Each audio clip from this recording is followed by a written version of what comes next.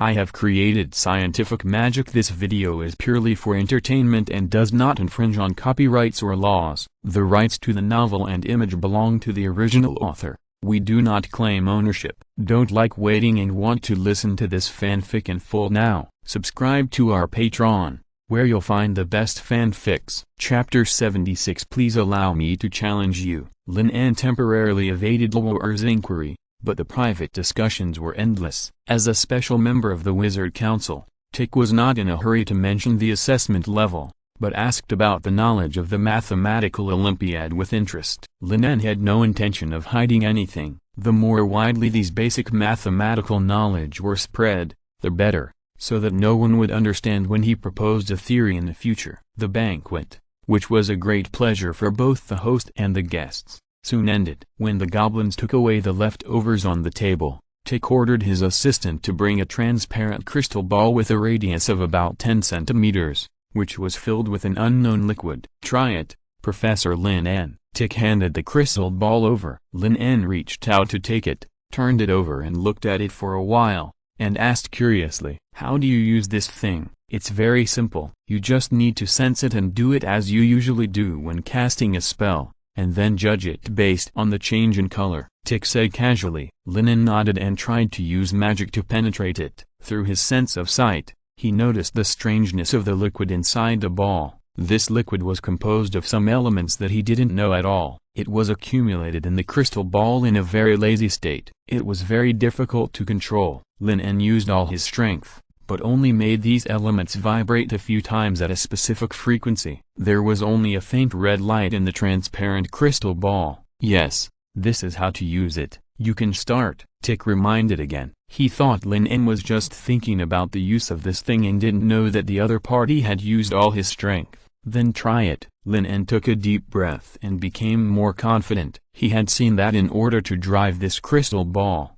the real test was the computing power of a wizard, or in other words, mental power. Indeed, the higher the level of the wizard, the more his mental power will increase exponentially, so that he can control more powerful and complex magic. It is not a problem to use this to assess the strength of a wizard. In this regard alone, with the help of the intelligent brain, he should not be worse than a formal wizard. What he was most worried about was directly testing the upper limit of the magic power in his body, and he would most likely not meet the standard. "Start overload mode," Lin En muttered in his mind, and then his eyes became extremely sharp. The crystal ball in his hand shook rapidly, and the red light became stronger and stronger, and finally turned into a red. The professors sitting around the square table had different expressions. Some were surprised, some were solemn, and some had expected it. In just 2 seconds, Lin En stopped. 1/3 of the magic power in his body had been consumed. If he couldn't pass it like this,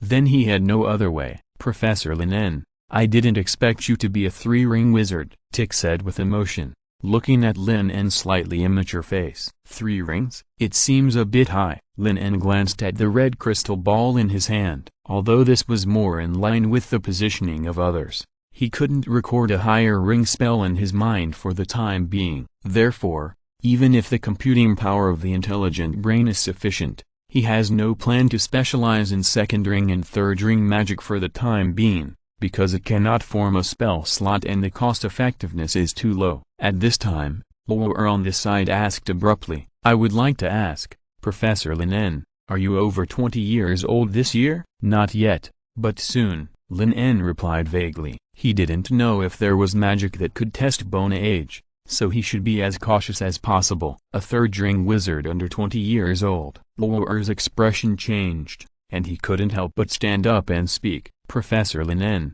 please allow me to challenge you." Lin En paused, not quite understanding why the other party suddenly did this. "Master August of Magic Star is the teacher of Mr. Luo'er." Tick lowered his voice and whispered. After the other party reminded him, Lin En immediately thought of such a person. August, the most famous genius in the wizard land, became a great wizard at the age of 24. As for when he broke through the 3rd-ring wizard, Lin En had never asked. However, judging from Roll's reaction, his existence now might be suspected of breaking his record. Lin En secretly cursed. If he had known earlier, He should have said that he was just young and inexperienced. In fact, he was already 25 or 26 years old. For this sudden challenge, the wizards present were very interested, especially Philip, Theodore and others who were looking forward to seeing the hellfire that could not be extinguished once it was ignited in the mouth of the lame Laud. In view of Roll's insistence and the instigation of a group of professors, Lin En, who could not find a suitable reason to refuse, had to agree. The location was at the training ground of Yayata College. Due to the flight experiment in the morning and the need to receive 2 distinguished guests, Halram gave all the teachers and students of the school a day off. But even so, there were not a few wizard apprentices who stayed in the training ground to practice magic hard. After all, in the land of wizards, passing the assessment to become a formal wizard is the fastest way to change your situation and reach the peak of life. But even the hard-working students can hardly resist the desire to watch the fun, especially after hearing that their mathematical Olympiad professor is going to duel with another wizard. The wizard apprentices in the training ground immediately surrounded him. You know, it is rare to see the battle between formal wizards on weekdays. Johnny, I heard that you came across the sea with Professor Lin En. So do you know how many rings of wizards the professor is? Alok looked at the 2 people standing on the field and asked curiously. The gray-haired girl hesitated for a moment, shook her head and did not answer. Logically, Lin En should be a first-ring wizard, but in the harbor town, the other party defeated the archbishop of the church, so she couldn't be sure. Seeing that Johnny was not sure, Alok could only turn his head and gossip with Pierce and others about the reason why Professor Lin En fought with Lord Roll from the Wizard City. Regardless of what the apprentices who were watching thought, after entering the training ground, Lin En and Luo stopped 20 meters away from each other. I am Luo, a disciple of Auguste and a second-ring wizard. I challenge Professor Lin En of Yayata College. Luo placed his right hand on the witchcraft medal on his chest and bowed slightly. This is the duel etiquette of the wizard land. Since it's just a competition, let's stop at the point. Lin En followed suit and returned the greeting, responding concisely. P.S. It will be on Sanjian today, and it will be on the shelves on Friday. I will add more chapters after it is on the shelves. Please recommend, collect, vote, and reward the new book. Chapter 77 Second Ring Superior Magic, High Temperature Steaming. After a few polite words, the 2 looked at the referee. Halram did not delay at all and said directly, "Let's start." The moment the voice fell, Lin En took the first step. Seizing the initiative is extremely important for any battle. In an instant, 7 magic missiles condensed and flew out like arrows. Luo frowned, and a little dissatisfaction rose in his heart. Using zero-ring magic as a test in a battle between formal wizards was a bit too contemptuous. Secondary magic protection. Luo raised his hand casually, and an obstacle made of magic blocked the way. However, what he did not expect was that these 7 magic missiles actually formed an arc and bypassed the protective wall directly, flying from the left and right sides. Luo, who was caught off guard, had his pupils shrank slightly, but his reaction speed was also not slow. Almost instantly, an invisible magic shield protected Luo in the center. Several magic missiles hit it, causing ripples, but they were unable to break it. This is the second-ring magic, made shield. But before Luo could breathe a sigh of relief, the second wave of magic barrage was already in sight. This time, Lin En did not hold back. Those spherical bodies made of magic power were just empty shells, with various flammable and explosive elements mixed and squeezed together inside, and they exploded at the moment of collision. Muffled explosions exploded on the training ground. The protective wall made of magic power was instantly broken,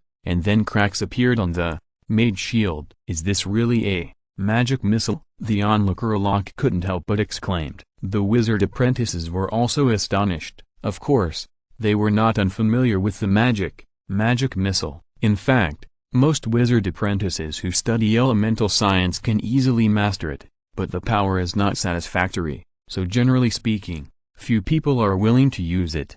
However, Lin En actually used this zero-ring magic to fight the enemy in a formal wizard battle, and the power was unexpectedly strong. On the training ground, Luo had retreated again and again. Often, He had just released a protective magic in the previous second, and the next second, several magic missiles hit the same point at the same time, using dense explosions to smash it to pieces. Not only that, the number of missiles is still increasing. At first, it was 7, 10, and then it became 12, 15. Anyone with a discerning eye could see that if Lin En didn't want to hurt Lwo, the opponent would have been killed long ago. Is this magic barrage? Several professors present immediately recognized it. Lin En was using the magic improved by this great wizard. No, that can't be said. After watching for a while, they soon discovered the subtle differences. Helrim's magic barrage presets the flight trajectory of the missile in advance,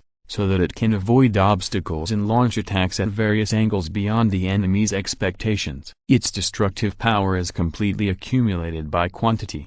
However, Lin En's magic is different. Each missile has the power of a small fireball, and even the flexibility is not bad at all. Professor Lin En is probably a genius who specializes in magic. Philip couldn't help but sigh. A zero-ring magic originally used for fainting has a destructive power comparable to that of a second-ring upper-level magic. The other professors also nodded in agreement, and then looked in the direction of Helrim. They were very curious about what this great wizard would think. At this moment, Helrim did not express any opinions, but just stared at the battle between the two, wondering what he was thinking. Compared with the students and professors who were watching the excitement, Roll on the battlefield was already sweating. He knew the gap between the second-ring wizard and the third-ring wizard, but he didn't expect that the other party would make him so embarrassed just by relying on a modified zero-ring magic. If he loses like this, he will lose more than just his face. Thinking of this, Lwo's expression became extremely serious, and a ring on his hand emitted a faint fluorescence. Three-ring protective spell, magic barrier. The next moment, a solid magic barrier appeared around him, blocking all the magic missiles flying from all directions. Although Lwo used an alchemical item, Helrim had no intention of stopping. Strictly speaking, various potions and alchemical props are part of the strength of wizards, but people who generally want to save face will not use such things in the competition. Lin En, who was in overload mode, also keenly noticed the increase in the strength of the protective magic. He looked at the slowly decreasing energy reserves of the intelligent brain and immediately decided to fight quickly. In a flash, a full 36 magic missiles were suspended in the air, which was also the limit of his spellcasting. This attack is comparable to three-ring magic. Lwo looked at the magic balls flying from all directions with a serious expression. He raised his index finger and shook it slightly in the air. An invisible wave spread forward in a semicircular shape. The 36 magic missiles exploded in the air before they got close. Continuous explosions rang out on the training ground. Alok and others, who just thought that Lin En was going to win, were stunned in place. They were confused for a while. Could it be that something went wrong when the professor cast the spell? How could it explode before it even hit the enemy? Sure enough, Lwo's mouth curled up a smile. After fighting for more than 10 seconds, he had already sensed the weakness of this magic. While the opponent turned the magic missiles into explosives, it also made the spell itself extremely unstable. It only needed to apply a little force to destroy the empty shell on the surface, and it would spontaneously explode. So now, it's time for him to fight back. And it was the same mocking tit for tat. At the moment when dozens of missiles exploded, Lwo activated the zero-ring magic, water condensation. A large number of yellow-green water droplets appeared around him, and with the help of the smoke and dust raised by the explosion, they shot towards Lin En like a continuous rain of bullets. The moment he found that the magic was broken, Lin En activated the few protective magics he had mastered. Ice curtain, a shield wall made of ice rose from the ground and blocked in front of him. However, after the smoke and dust from the explosion dissipated, Lin En immediately found something wrong, because the opponent's attack method seemed different from what he expected. Lwo raised his hand and clenched his fist, and countless yellow-green water droplets burst instantly, sublimating into a high-temperature, highly toxic, and highly corrosive steam flow that directly enveloped Lin En. This is the second-ring upper magic, high-temperature steam killing. Chapter 78, Ice Road. Considering that the opponent was a three-ring wizard, Luo was using all his strength, without any intention of holding back. Philip and others also appreciated that Luo's timing of casting the spell was very clever. With the help of a zero-ring magic as a cover, he could definitely catch the opponent off guard. Of course, no one present thought that this magic could really hurt a three-ring wizard, because only a simple two-ring spell, Mage Shield, or a more advanced, Magic Barrier, could easily avoid high-temperature steam killing. However, Lin En didn't know any of these magics. In fact, Ice Curtain was the only protective magic he had mastered, but it was useless in the face of such a large-scale offensive. The hot and highly corrosive steam had surrounded Lin En in the center from all directions. All the elements used for casting spells are essentially magical mimicry, and with his current strength, he simply did not have the possibility of reverse control to seize control. Faced with such a crisis, Lin En had no choice but to use his newly mastered magic, Liquid Nitrogen Ice Field. Click. Accompanied by a slight muffled sound. In an instant, the poisonous steam that was about to touch the surface of the skin was instantly condensed under the terrifying ultra-low temperature. In the hot summer, yellow-green snowflakes actually fell from the sky. Lin En stepped forward step by step, and this terrifying low temperature spread forward at a faster speed. Is it ice field? Luo's expression was a little solemn. No matter what, he finally forced the other party to use the third-ring magic, Multiple Pyroblast. Luo raised his hand again, and the second ring on his finger lit up, ready to use the airflow and scorching high temperature caused by the violent explosion to temporarily slow down the spread of the field. 5 violent fireballs appeared in the void and flew towards the spreading white mist. However, the reality was different from what Luo thought. The fireball rushed into the white mist and disappeared without a trace before it exploded. No, it didn't disappear. It was his magic that was frozen. Luo stepped back in panic and threw out all the first and second ring magic he knew. Acid Shot, Corrosion, Touch of Fire, Secondary, Magical Protection. Unfortunately, these low-level magics are useless in the face of the ultra-low temperature of more than 190 degrees below zero. They either condense instantly or disappear without a trace like the pyroblast. Cold sweat broke out on Luo's forehead. When Lin En walked 5 meters in front of him, he finally couldn't help but shout, "Stop! I lost this battle." Lin En's forward steps stopped. At this moment, the white mist had spread to a position 1 meter in front of Lin En. Just a little bit of cold air coming from the wind made Luo shiver. What surprised him even more was that the brick and stone ground that Lin En walked on turned into an ice road. What kind of magic is this? Luo swallowed hard. He could imagine what would happen if the white mist touched his body. I'm afraid it would condense into ice with the acid shot he released.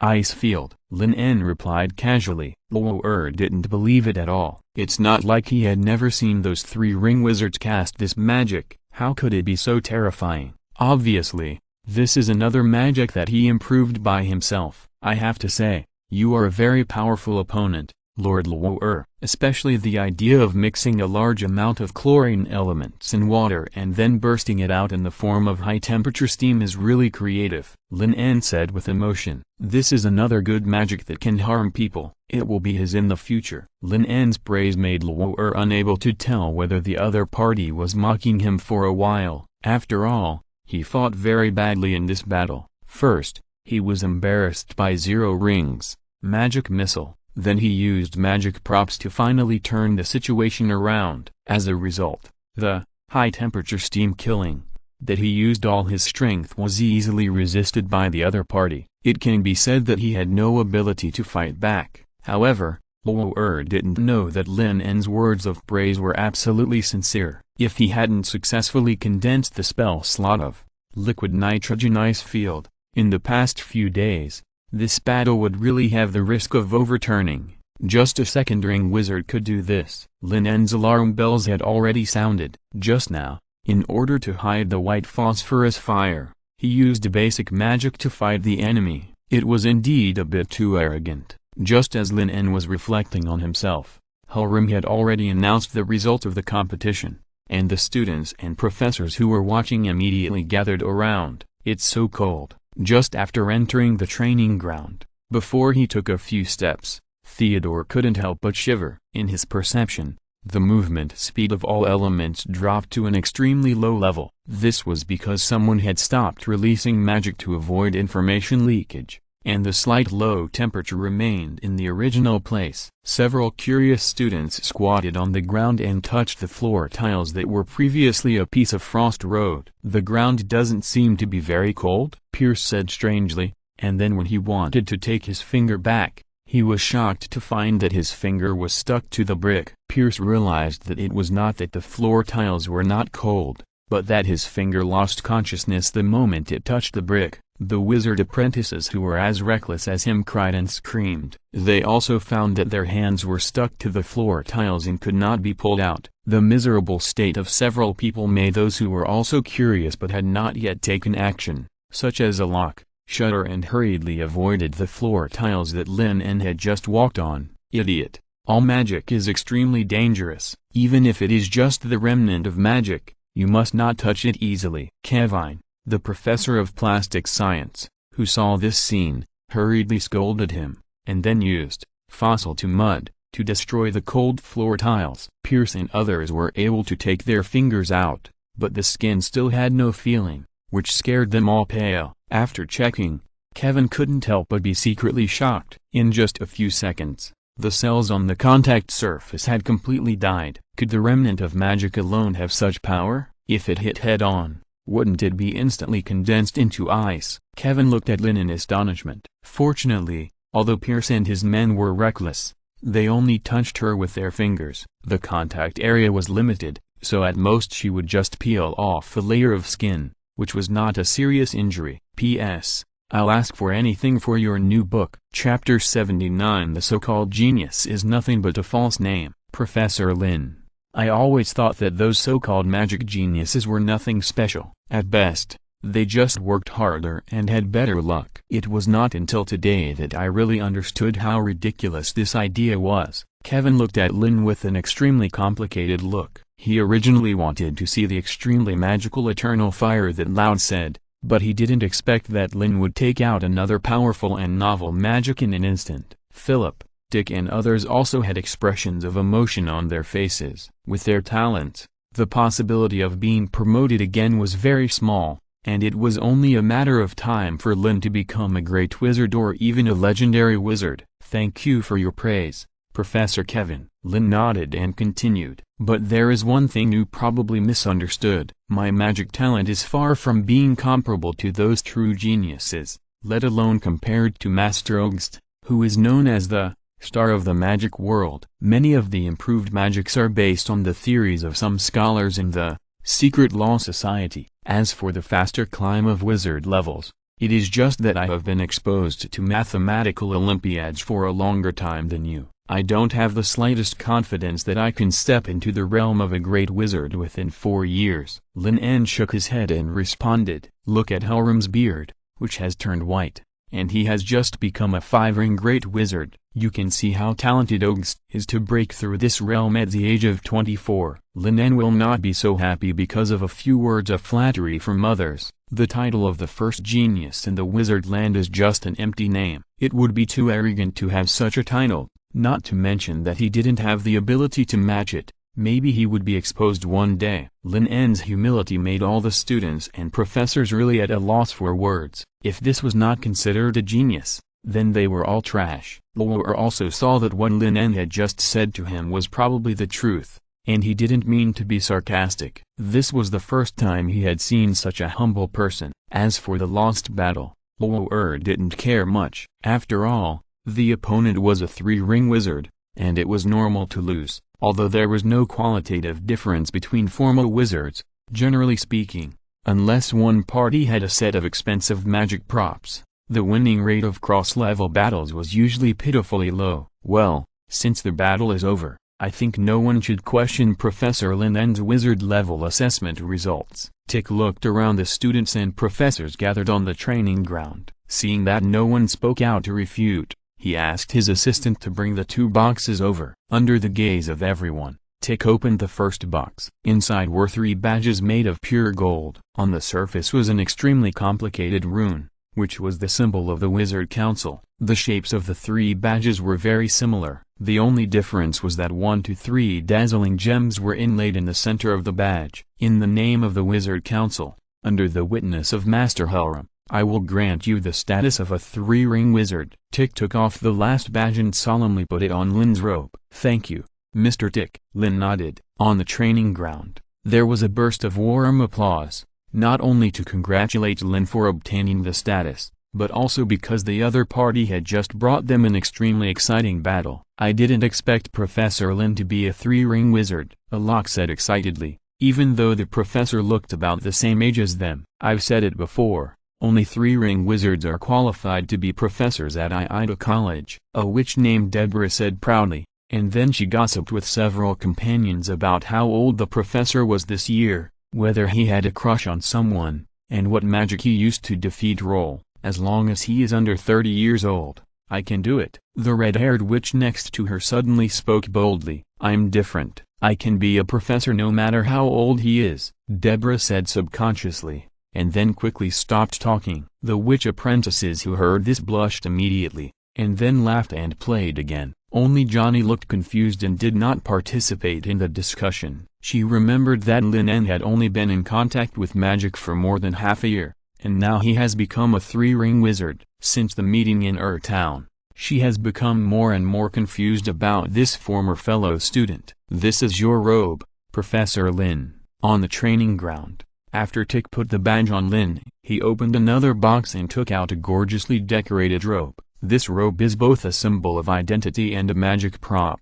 with a slight magic resistance and a dust removal spell once a day. Lin reached out to take it, looked at the slightly showy robe and badge, and immediately felt that the professor's badge and uniform issued by Ida College looked better, and the most important thing was to wear it without feeling guilty. Tick handed the 2 tokens to Lin, and then took out a long sheepskin scroll and read the rules and regulations of the wizard's land. In addition to those cumbersome basic regulations that existed in the Sekka's empire, the most mentioned was the punishment for wizards who harmed civilians, which was specific to each item. For example, if a formal wizard harmed an ordinary person who could not do magic for no reason, or conducted forbidden magic experiments in private and caused the death of civilians, he would face at least several years of forced labor or imprisonment. If the case is serious, the wizard's identity will be directly deprived and sentenced to death. The consequences of harming a formal wizard are even more serious. Either he will be sent to the magic stone mine to dig for a lifetime, or he will be sentenced to life imprisonment or directly executed. I have to ask, are you a psychic wizard, Professor Lin? After Tick finished reading the first 100 rules, he looked at Lin and asked. Not really. Lin shook his head. He had not yet learned the so-called psychic magic. In this case, there is no need to mention the regulations for the use of psychic magic. You just need to remember one thing. The Wizard Council prohibits private research on psychic magic. If you are really interested, you can go to Greenrail's Psychic Academy for standardized learning, Tick reminded solemnly. Lin was somewhat surprised. Although he had learned from Philip before that the wizard land was cautious about psychic magic, he did not expect that there were even special laws and regulations for the use of psychic magic. Chapter 80. The giant hand lifting to the sky. Seeing that Lin En had written down the rules, Tick's expression relaxed, and the serious atmosphere was gone. Lin En asked with a little confusion, Mr. Tick, isn't it said that foreign wizards usually have to go through a probation period before they can be granted the status of official wizards? I personally think that the probation period is no longer necessary, but as a routine matter, I still need to stay in Yayata Harbor for a month, and I want to ask you some knowledge about the Mathematical Olympiad, Tick said with a smile. Since the other party joined Yayata College, it was equivalent to getting the endorsement of the great wizard Hiranram, so he didn't mind moving the process forward a little to win his favor. Of course, no problem. I happen to be very interested in alchemy, so please don't hesitate to teach me when the time comes, Mr. Tick. Lin En responded freely. He knew very well that there would be no love or hate without reason in this world. Since entering the land of wizards, the preferential treatment he received was because he could bring benefits to others. Ram expected that his new knowledge would make Ida College famous. Others thought that he was not weak and talented, and should not be offended. He was a person worth pleasing. Therefore, Lin En did not mind using some basic scientific knowledge to exchange for identity, status, money and magic knowledge. It was essentially a resource exchange, and this kind of interest maintenance was more stable than most relationships. After the ceremony of granting identity, Lin En was dragged to celebrate by a group of enthusiastic professors and students. Until 3 o'clock in the afternoon, the drunken Lin En refused Theodore's support and returned to the room alone. The moment he closed the door, he was almost sober. Obviously, the so-called drunkenness was just an excuse to drink less. A true wise man would not easily let himself fall into the dilemma of blurred consciousness. Lin En sat cross-legged on the bed and began his daily routine meditation. His mental power continued to spread, enveloping every element that could be perceived. He kept doing regular exercises and broke through his own limits bit by bit. In the battle with Roll, Lin En has realized that he is now a fragile person with high attack and low defense. He can easily kill most enemies, but he can also be killed because of a low-level magic that fails to protect him. There are only two ways to change this dilemma: either learn alchemy or buy some alchemical items for yourself, like Roll does, and rely on props to launch higher-level protective spells during battle. But it is time-consuming and expensive, and it is ultimately a temporary solution. The best way is of course to become a formal wizard as soon as possible, so that you can construct magic such as Mage Shield and secondary magic protection to protect yourself in all directions. In recent days, Lin En has found that the growth of his magic power is slowing down, and it will be close to stagnation and reach perfection in about a week. In this way, how to obtain a bottle of source of magic power has become the primary consideration. Applying for a student as a professor is one way, but there are also problems. First of all, he had only taught the subject of arcane mathematics for half a month. It was a bit too hasty to suddenly say that a student could graduate successfully. It would easily arouse suspicion. Moreover, he had just obtained the status of a formal wizard. It was unlikely that the Wizard Council would approve such an outrageous application. Therefore, this method could only be used as a last resort. If he was willing to wait for a few months, things would be much smoother. The second method was to obtain it through some possible black markets. The free fall experiment in the morning made him earn 69 magic gold coins at one time. The airship could also bring him a considerable income. He could also get some research funds from Helram. It should not be a problem to collect 200 to 300 magic gold coins within a week. It was barely enough. However, there was still a lack of corresponding purchasing channels. Sometimes, even if you have money, you may not be able to spend it. Perhaps you can start with those apprentices who have no hope of being promoted to formal wizards. These people are usually the most anxious. Or disguise your identity and go to some places where people are mixed to get information. It is also a way. Some thoughts kept flowing in Lin En's mind. Suddenly, the orderly elements around him were directly disrupted. Various elements collided and mixed together, almost causing an explosion. Lin En quickly gathered his thoughts and began to meditate attentively. The next morning,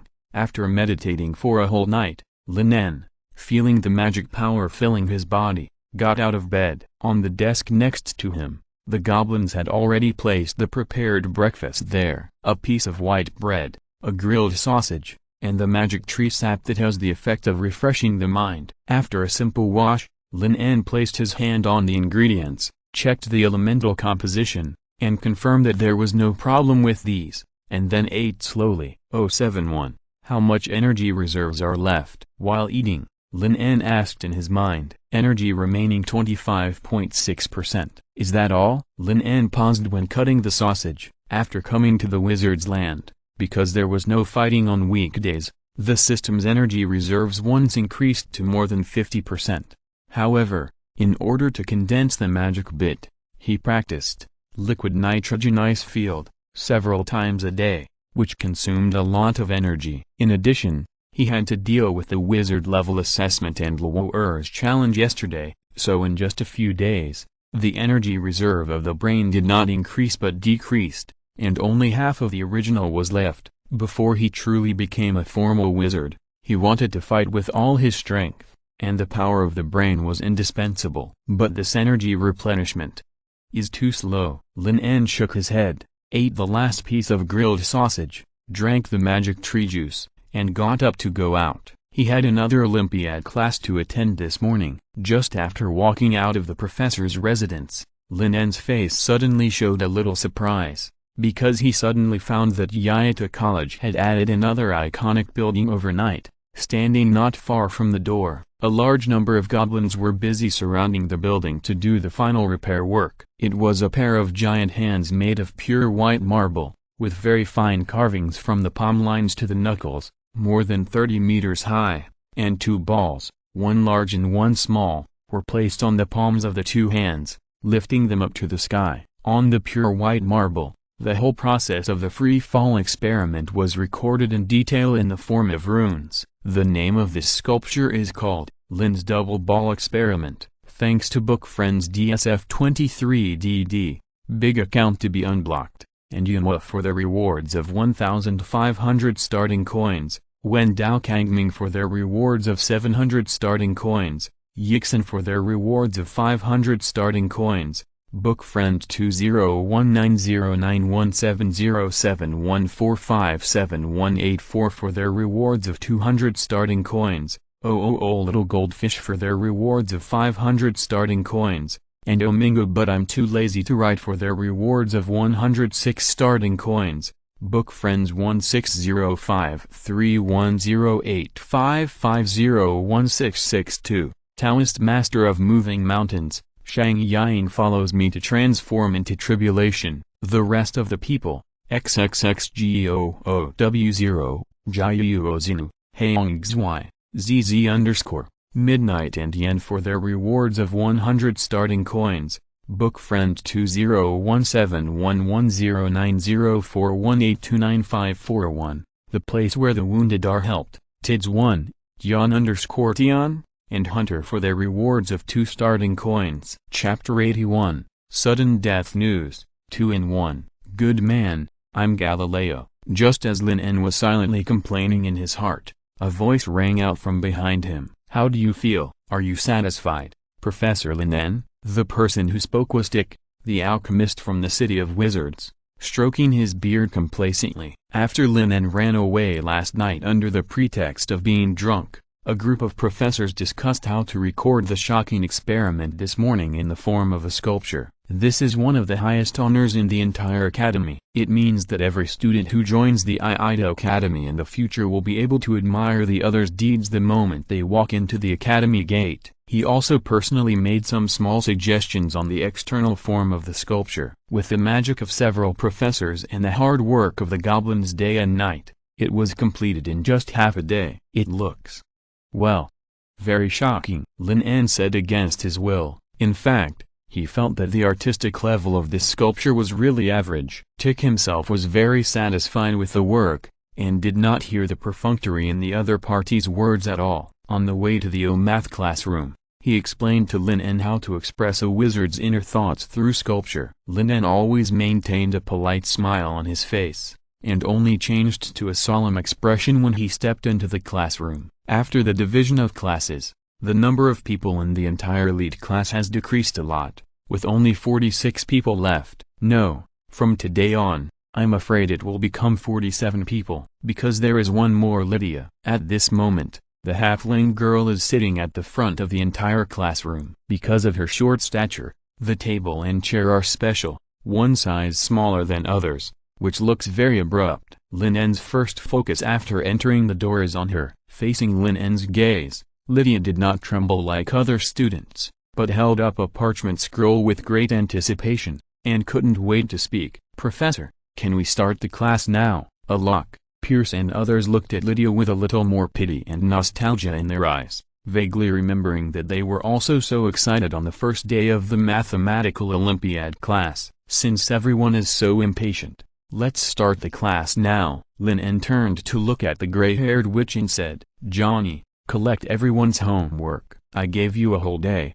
I guess you have already calculated the data of the lookout. Lin En said with a smile. As soon as these words came out, there was a wailing in the classroom. As members of the elite class of the mathematical Olympiad, Each of them had a good talent for arithmetic, but the structure of the Overlook airship was very complicated, and the best airship airbag was still elliptical. Even though Lin En had taught the corresponding formulas before and gave some data, it was still extremely difficult to calculate it accurately. But no matter how reluctant they were, they had to hand in the calculation manuscripts, and Lydia was no exception. In fact, during the half-month of making the airship, every time Lin En took the time to explain the drawings to her, he would also explain many geometric formulas and theorems, so her learning progress was actually not lower than that of the students in the elite class. Lin En took the parchment rolls that Johnny collected, and frowned when he saw the first one, and said, "Deborah, why are there only the volume of the airbag in the cockpit, and what about the tail wing? But you didn't give the data of the airship tail wing." The red-haired witch stood up and said weakly, "But it can be calculated, right?" Lin En looked at the wizard's present and explained, "The shape of the tail wing can be divided into a right triangle plus a square. I gave you a proportional plane diagram. As long as you pay attention, you can find that one of the hypotenuses of the cockpit is parallel to the hypotenuse of the airship tail wing, and the length is the same. Since there is the data of the hypotenuse, the Pythagorean theorem can easily calculate the other data." "This is not easy at all," the red-haired witch cried. Lin En was merciless and said directly, "Go back and copy the corresponding formula 50 times. In addition, before the get-out-of-class ends, calculate the data for me again." The students in the audience couldn't help but shrink their necks. They also couldn't calculate the area of the tail wing. "What is this Pythagorean theorem?" Tick turned his head and looked at Alok beside him, asking puzzledly. "It is a calculation law discovered by the professor. In a right triangle on a plane, the sum of the squares of the lengths of the two right-angled sides will be equal to the square of the length of the hypotenuse." Alok looked at his notebook several times to confirm that he was not wrong, and his expression was vaguely excited. He participated in the awarding ceremony yesterday and naturally knew that he was in front of a three-ring wizard and alchemist master. Such a big shot was actually asking him questions. Alok felt that this might be the most glorious moment of his life. "What is square?" Tick asked. These nouns were all unfamiliar words to him. Square is the same two numbers multiplied together. Alok was so sure that he didn't even look at the formula on the notebook. He then introduced the area formula of circles and polygons to the alchemist. Tick's face showed a look of understanding.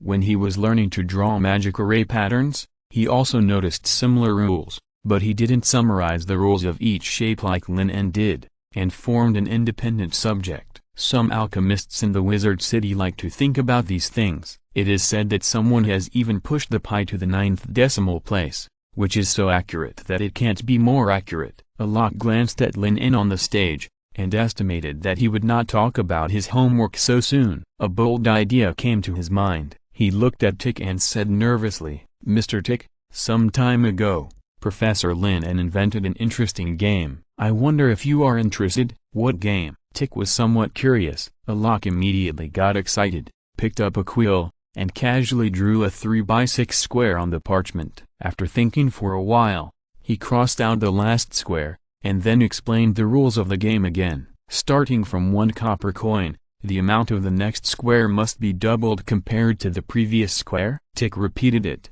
and then wondered why Alok specifically crossed out a square. "Yes, as long as you can fill all the squares, then these 10 gold coins will be yours." Alok directly took out all his savings, and then continued, "But any corresponding coins you put down will also be mine. The difference between 1 copper coin and 10 gold coins is a full 100,000 times. Tick became more and more interested in this game. He silently calculated in his mind, and then picked up the pen to fill in the squares. When filling in the last number, Tick was surprised and said with interest, "Interesting, really interesting. The 17th square is 65,536. So the sum of all the values is a total of 131,071 copper coins." Alok responded hurriedly. Tick spent more than 10 seconds simply adding it up. And it was indeed exactly right. He knew from the beginning that he would lose. After all, the wizard apprentice in front of him would not give him money for nothing. But he did not expect that the small 17 squares added up to the starting value by 130,000 times. So, Did the other party deliberately cross out a square, worried that the amount would be too large and he would regret it? Tick was immediately at a loss. Since he did not bring silver and copper coins, he directly took out 4 magic gold coins and put them on the table. He was always willing to accept defeat. 3 gold coins are enough. Alak did not dare to ask for more, and quickly pushed one back. The alchemist in front of him was not the first person to be tricked by him. After being defeated by Professor Lin En before, he went home and immediately found his father Albert to play this square game. In the end, he theoretically won all the family property, and Albert still owed him tens of thousands of gold coins. But in the end, he didn't get a penny, and was beaten up. So he understood a truth, that being too greedy will get you beaten. Fortunately, this alchemist is a man of his word. Alak happily accepted the 3 gold coins, but the next second he heard a familiar voice on the stage. Alak, since you know all the Olympiad formulas, why don't you come on stage and explain them to everyone? The joyful expression on the face of the 15 or 16-year-old boy suddenly froze, and he shivered and stood up trembling slightly. Lin En looked at him very kindly. Good boy. You really have a way to use the knowledge I taught you to trick others. Under the gloating eyes of the students, Alak had no choice but to walk to the podium, pick up a parchment scroll, and use his shallow knowledge of mathematical Olympiad to tell the story. Alak had never felt that time was so long in his life. Under the tension, he had forgotten everything in his mind. There were bursts of laughter from the audience from time to time. In the end, he was expelled from the stage after only staying on the stage for more than 10 minutes. Considering the learning progress of Tick and Lydia, Lin En reviewed the geometry formulas he had taught in the next class. When the get-out of class was over, Tick also gave his return gift, a book that was 4 fingers thick, Runes and Alchemy. Although there are some basic alchemy books in Yayata College, they can never compare to the gift of an alchemy master. Lin En flipped through a few pages. In addition to the analysis of some basic alchemy runes, this book also has notes at the bottom of each page. So many notes can never be written temporarily. It should be a textbook used to teach a core apprentice before. Even so, it is a very precious gift, which means that when learning alchemy, I can avoid many detours. Lin En said a few polite words and put away the alchemy book. Tick, who had just finished an Olympiad class, had a lot of questions in his mind that needed Lin En to answer.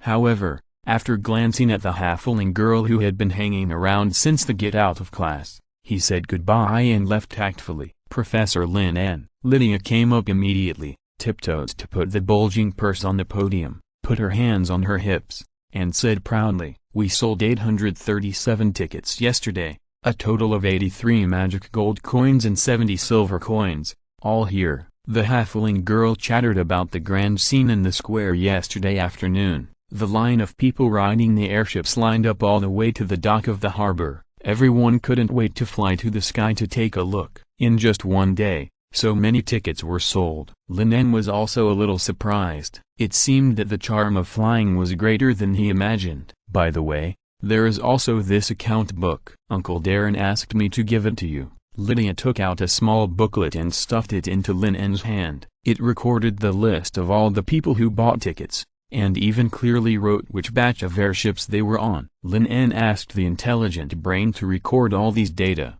and then took out the halfling's share of 8 gold and 37 silver in the purse and returned it to Lydia together with the account book. "When you go back, tell Darren that this thing doesn't need to be delivered every day, just show it to me every once in a while." The halfling girl's expression became a little confused, because Lin's reaction was different from what Darren and others had predicted. With such a huge amount of money, they thought that the other party would definitely ask for a check every day. Lin did not explain. He deliberately loosened the control on money, just to see if these halflings would do something in secret. An airship is just the beginning. There will be many opportunities to earn gold coins in the future. For example, the wizard land is still using very backward papyrus and parchment to record text. He can make a lot of money just by selling paper, but he can't do these things personally. He must hire some trustworthy people. It depends on whether these halflings can resist their inner greed. The two were chatting,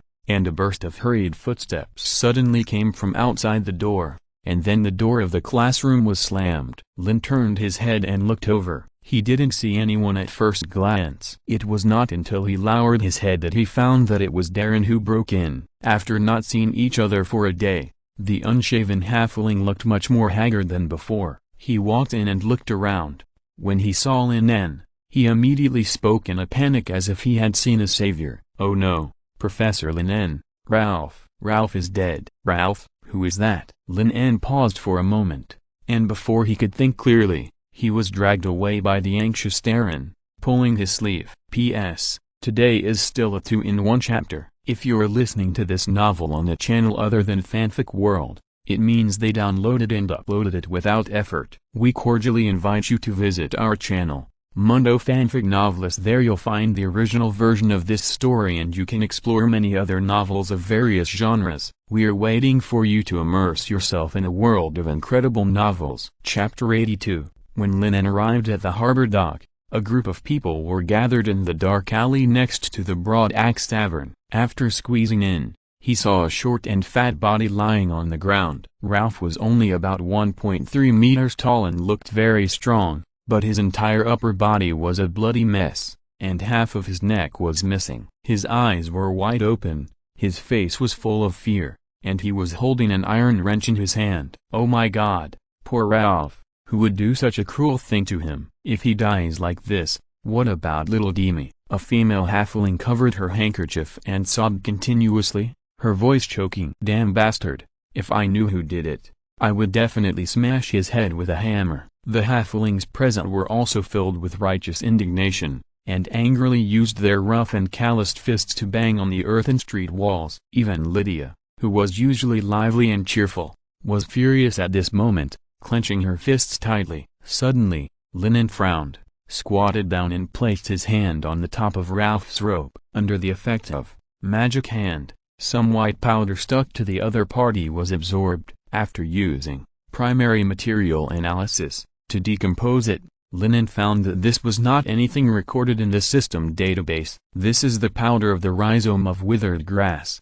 usually used to assist in the release of a ring of magic, sleepy mist." A voice sounded behind him, and Lin En turned his head to look over. The one who spoke was a middle-aged wizard. The other party was wearing a standard robe, and the metal hanging on his chest was inlaid with 3 dazzling gems and a silver eagle-like mark. Before Lin En could ask, the man took the initiative to introduce himself. "I am the sheriff of Yayata Harbor, you can call me Leia." Lin En nodded and asked, "Hello, Mr. Sheriff, I want to know why Ralph died here. Have you found anything else?" "I have just asked the staff of the Broad Axe Tavern. This halfling came here early in the morning and got drunk, then he went out alone. About 10 minutes later, someone heard a fight and a cry for help in this alley. When we arrived, the halfling's body was already severely corroded and there was no possibility of rescue." Leia succinctly recounted the course of events, paused, and continued, "I think it is likely that a wizard apprentice did it. As for the reason, it is not yet certain. Anyway, I have asked the security team to inquire and investigate." Lin En nodded, which was considered to be an approval of Leia's guess. If the person who did it was a formal wizard, then Ralph would not have the ability to resist. Only when apprentices cast low-level magic, they need to use magic materials. Lin En looked down at the yellowish powder suspended in his hand. The other party should have used the sleeping mist first. So they wanted to capture Ralph alive? But it was obvious that the wizard apprentice underestimated the physical fitness of the halflings. Sleeping mist did not have much effect, and even provoked Ralph's resistance. With the opponent's strength,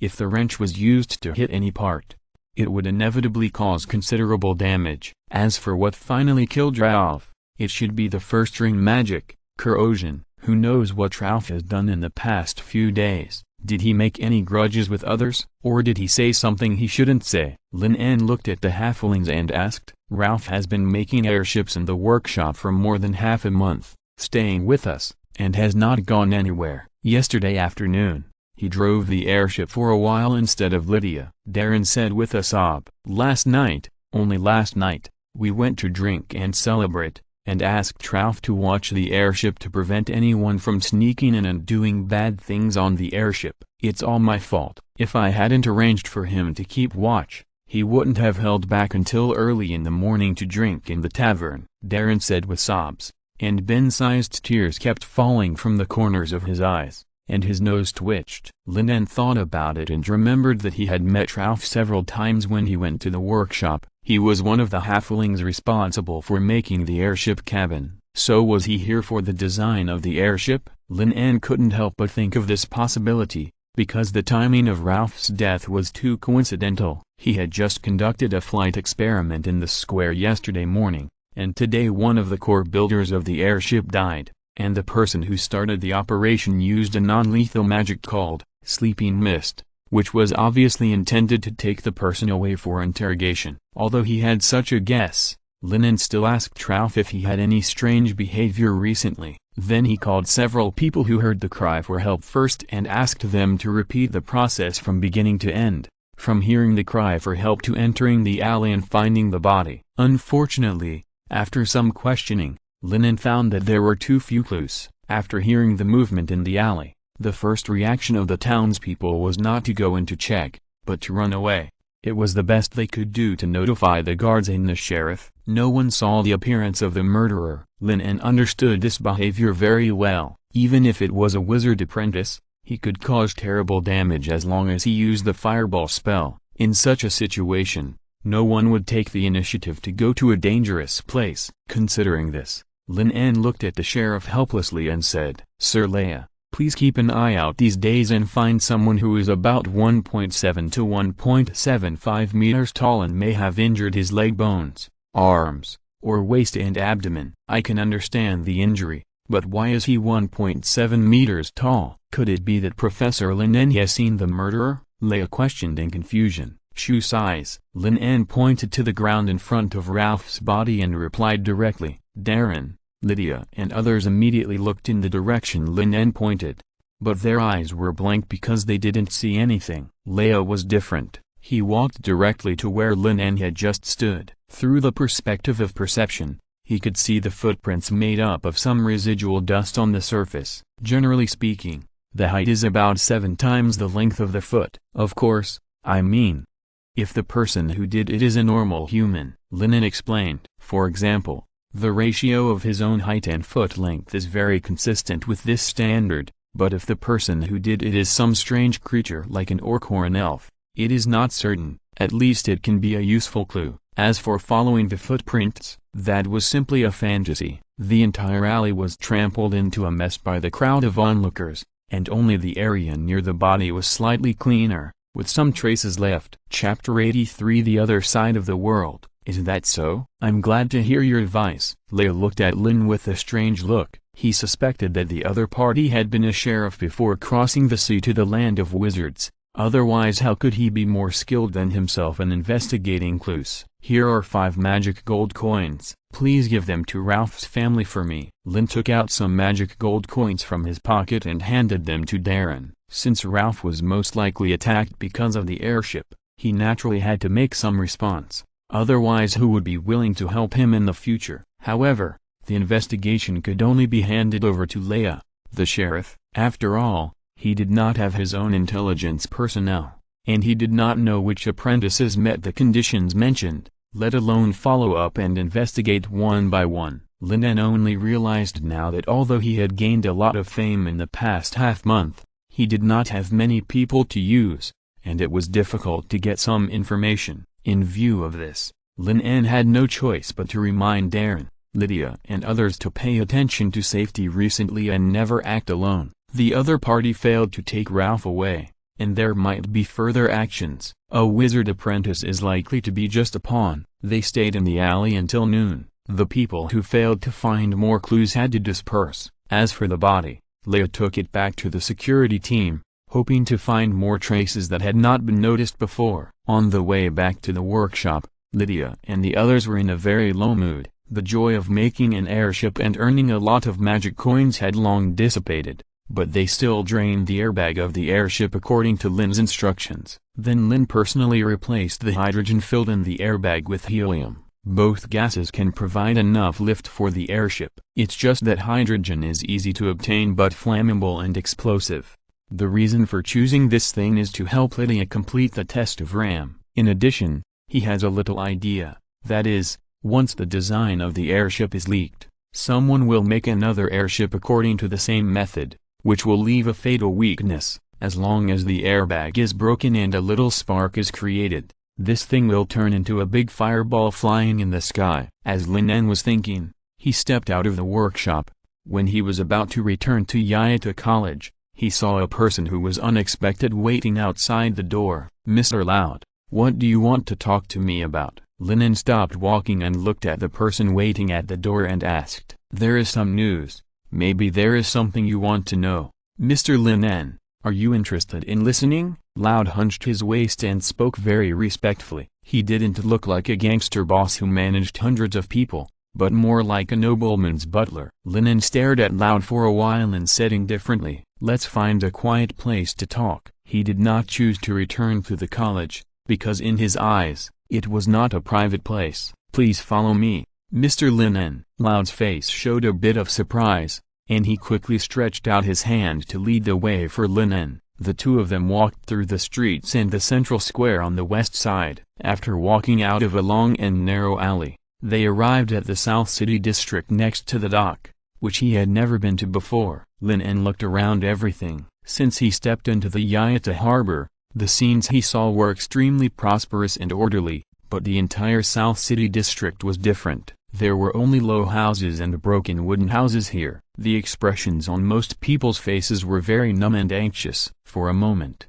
he even suspected that he had returned to the Second Empire. If there is anything that is the same as outside, it is regularity. Although all the buildings are old and dilapidated, they are still built according to specific rules. "I didn't expect that there is such a place in Yaita," Lin En said in surprise. "What is this? Slums in the city?" "I think it's not just Yaita. Such places exist in any city on this continent," Loud said with a little emotion. "As long as those noble lords still live a luxurious life, it will exist forever." Lin En glanced at the other party and felt that the other party was referring to something. Because there are no nobles in the wizard land. Loud also realized the insinuation in his words and hurriedly spoke to remedy the situation. "In fact, the situation here is much better than in the Second Empire. In Yaita, few people starve to death. In theory, even poor people with disabilities can get enough relief food to survive." "Relief food? There is such a benefit?" Lin En was very surprised. "The entire wizard land is just a huge island. Logically, there should not be many places that can be cultivated." After Loud's explanation, Lin En understood that all the grain-producing land in the wizard land was developed by magic. Those elemental wizards even created special witchcraft for increasing production, so the grain output is twice as high as that in the outside world. Lin En, wearing a gorgeous robe,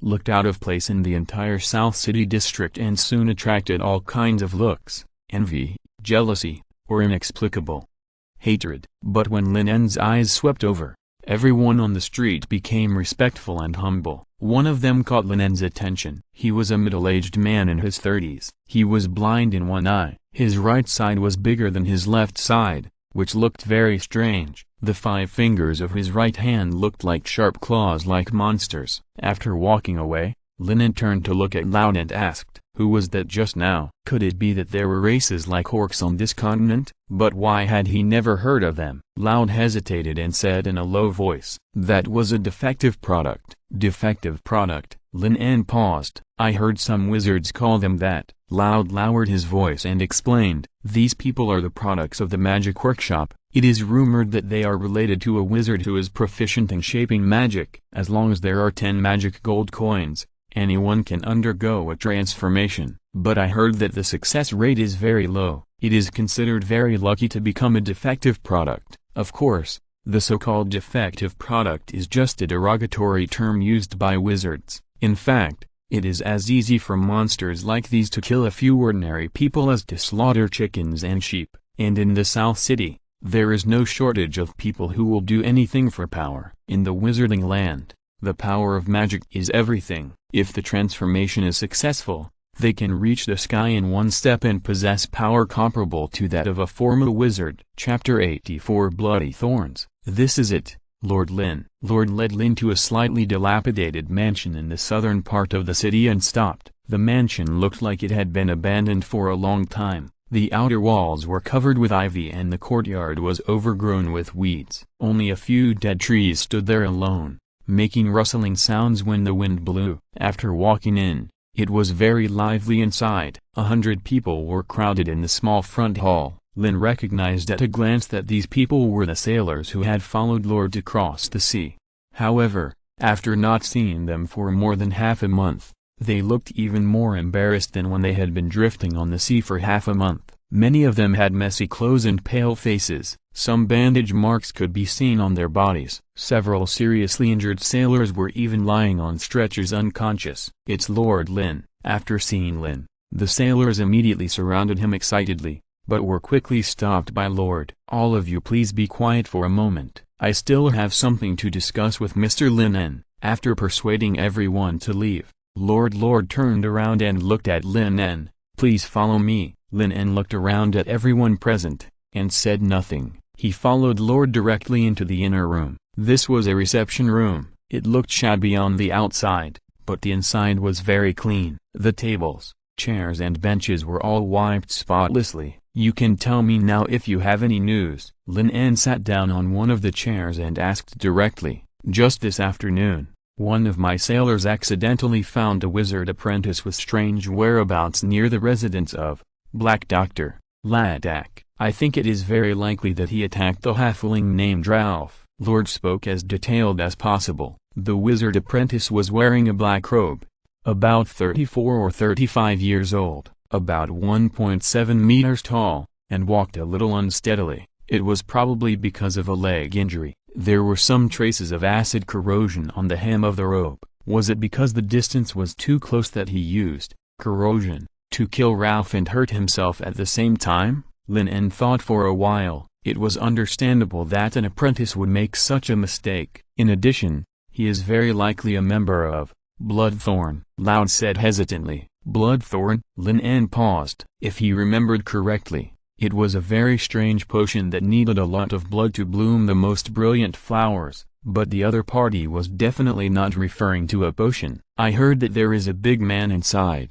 Bloodthorn, who is willing to pay 500 magic gold coins to buy your airship blueprint, no matter what method," Loud said in a low voice. "Who?" Lin En's eyes narrowed, and then asked coldly, "How did you get this news?" "I heard it from some well-informed whistles. As for which wizard's order it was, I don't know." Loud shook his head. "So what exactly is this, Bloodthorn?" Lin En leaned back in his chair and pondered for a while, then suddenly asked. What made him even more surprised was that since the other party wanted the blueprint of the airship, why didn't they first discuss it with him and buy it openly? After thinking about it, Lin En had some guesses. For him, the technology of this airship was nothing, but others might not think so. In a sense, this thing is a strategic killer. It is a bottom-of-the-box thing in any alchemy workshop, representing a steady stream of wealth. Normally, no one would sell it easily. Even he himself did not intend to sell airships before he made an internal combustion engine. Facing Lin En's inquiry,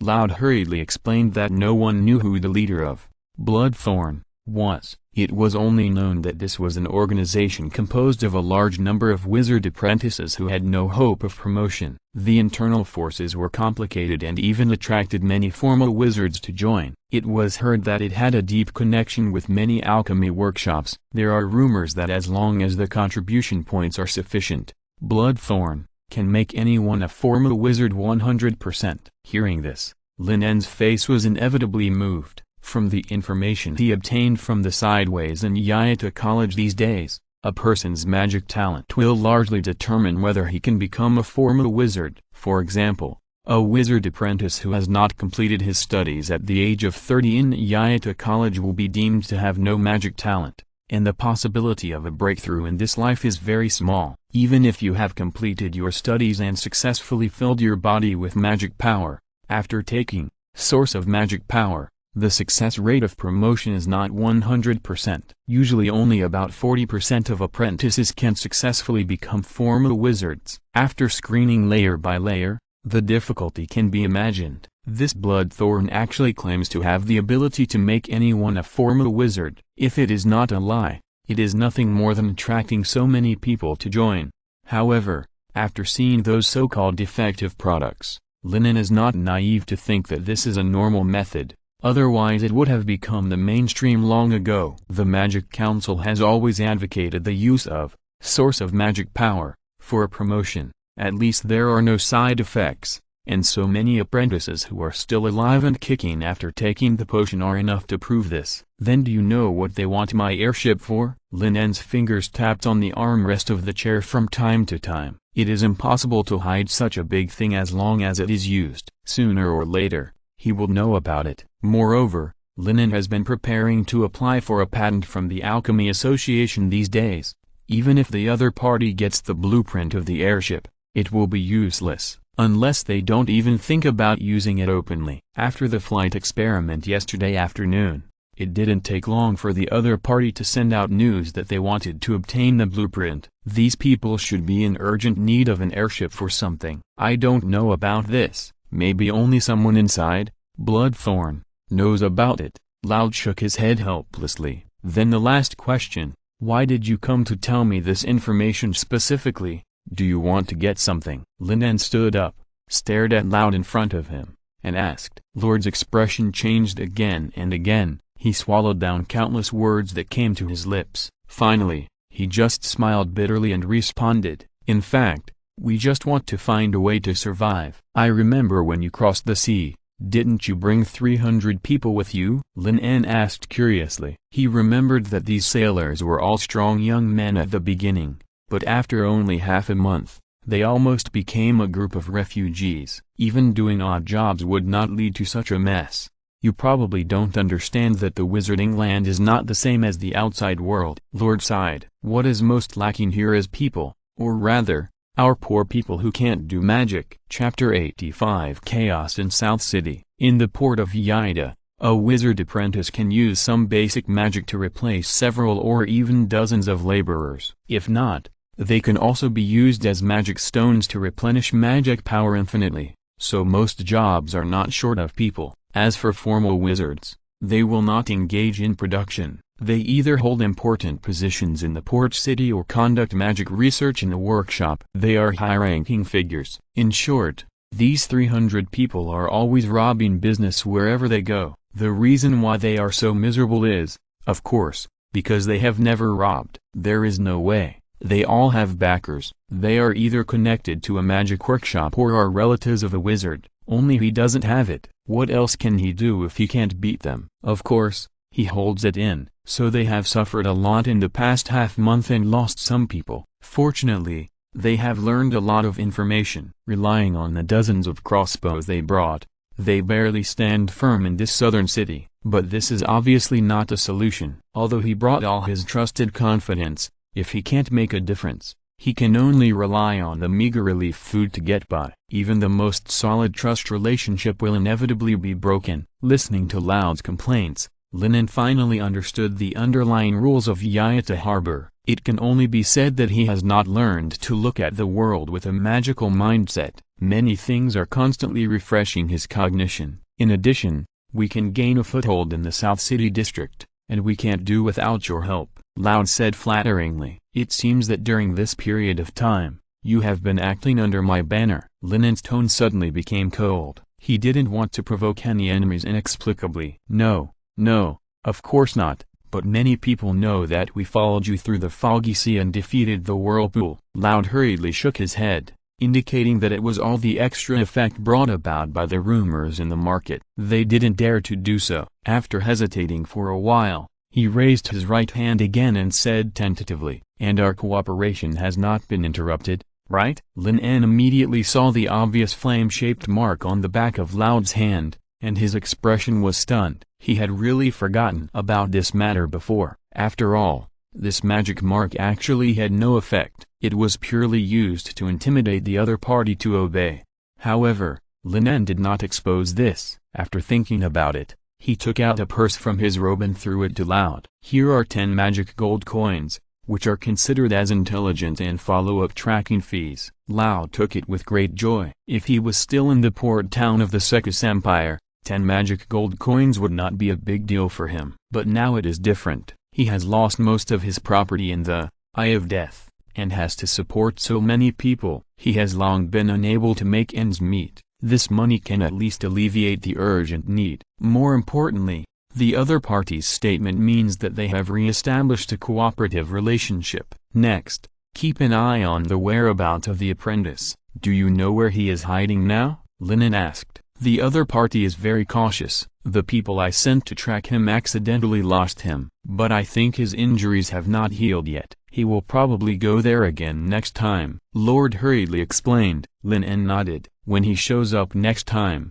send someone to inform me as soon as possible. In addition, I need to know the identity and information of this person, as detailed as possible." Lord agreed immediately. During this period of time, he met many well-informed whistles. He was just a wizard apprentice. As long as he had money, everything would be easy. "By the way, have you offended anyone in the South City these days?" Lin En was concerned about the sailors of the ship gang. At this time, judging from their condition, it seemed that they had just experienced a battle not long ago. "It's Viper Lao. He is the leader of the gang in the South City. He has undergone magical transformation and is very difficult to deal with. Last time, we lost a lot of people before we repelled the opponent's attack." Lord roughly explained the whole story. When he first came to Yayata Harbor, he wanted to go back to his old job and do some cargo trading. Who would have thought that this area had been contracted by several bigwigs? After going around in circles,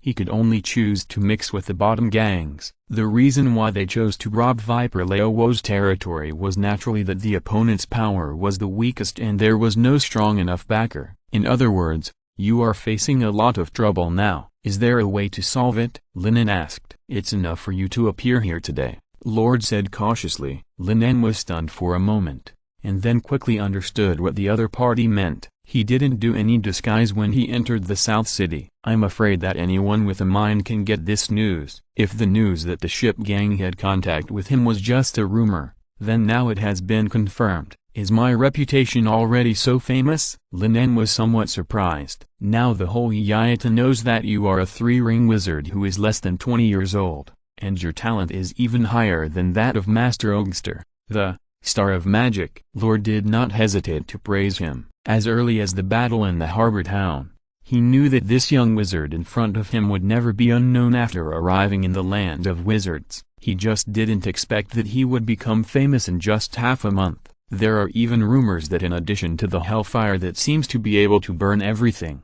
the other party also has a powerful magic that can freeze everything. Facing Lord's praise, Lin En didn't care much. He was very clear about his current strength. If he didn't borrow the help of the intelligent brain, it would be difficult to deal with a former wizard, and this name is obviously not something that everyone can handle. At least, Bloodthorn dared to do these little tricks behind the scenes. While thinking, Lin En continued to ask about the information about the South City district and those magic workshops. Lord did not intend to keep it secret, and decisively told all the information he had learned in the past few days. The more he listened, the more surprised Lin En was, because things like spending money on magic transformation were not uncommon in the South City district. Some magic workshops were even conducting some more horrifying magic experiments, so that people would disappear inexplicably every once in a while. The order in the South City district is so chaotic.